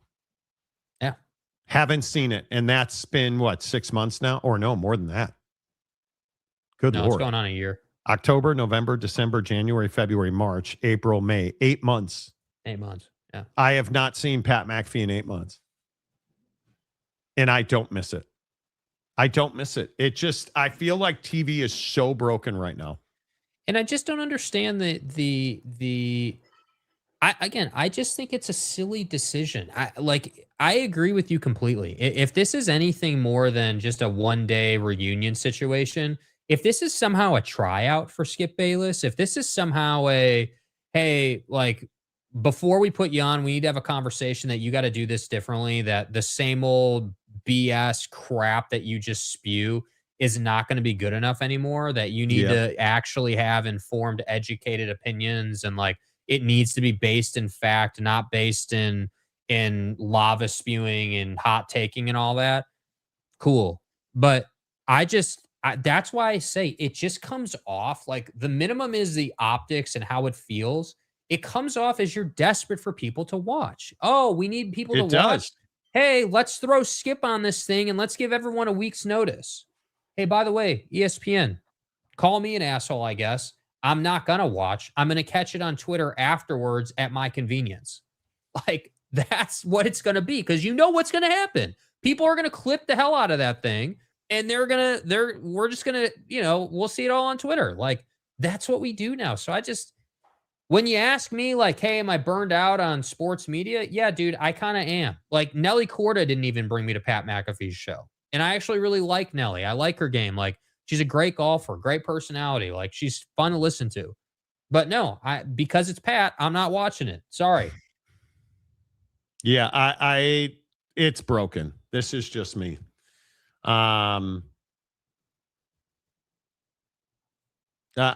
think it is. I think it's pretty ridiculous that this is where we are for entertainment and sports. We can't just sit around like dudes and talk about sports, because that doesn't work. We need something more. Like, it sucks. The whole thing sucks. And Skip being back to me is, I'm not watching, and it's not even on my radar. It's truly not on my radar. And why would it be? Right? Why would it be? It wouldn't be. Yeah, it's just because it's just not enjoyable. It's like, I'm legitimately scarred from the Skip Bayless, Richard Sherman experiment, or like any of these dudes. I put like Skip Bayless, Whitlock, Buddy on Fox, Cowherd, Buddy on Fox. Like, I throw all those dudes in. Dan Patrick's not a hot take guy. What I mean by that, to be clear, is I just put it into dudes that used to be icons that are just frankly irrelevant now. And they're only there, in my opinion, because there's nobody else coming up, because there's no investment in younger talent. So then you get a situation where, like, again, look at me, dude. Look at me. Like, I might literally be the best example of the point that I'm making here, dude. Could have easily gone down that path. Could have easily pursued a career in that field. Why? Why didn't I? Oh, that's right. Because there's no pay. There's no investment. There's no value put on it. No security. Nothing. So what are younger guys like me supposed to do with this? So instead, what do?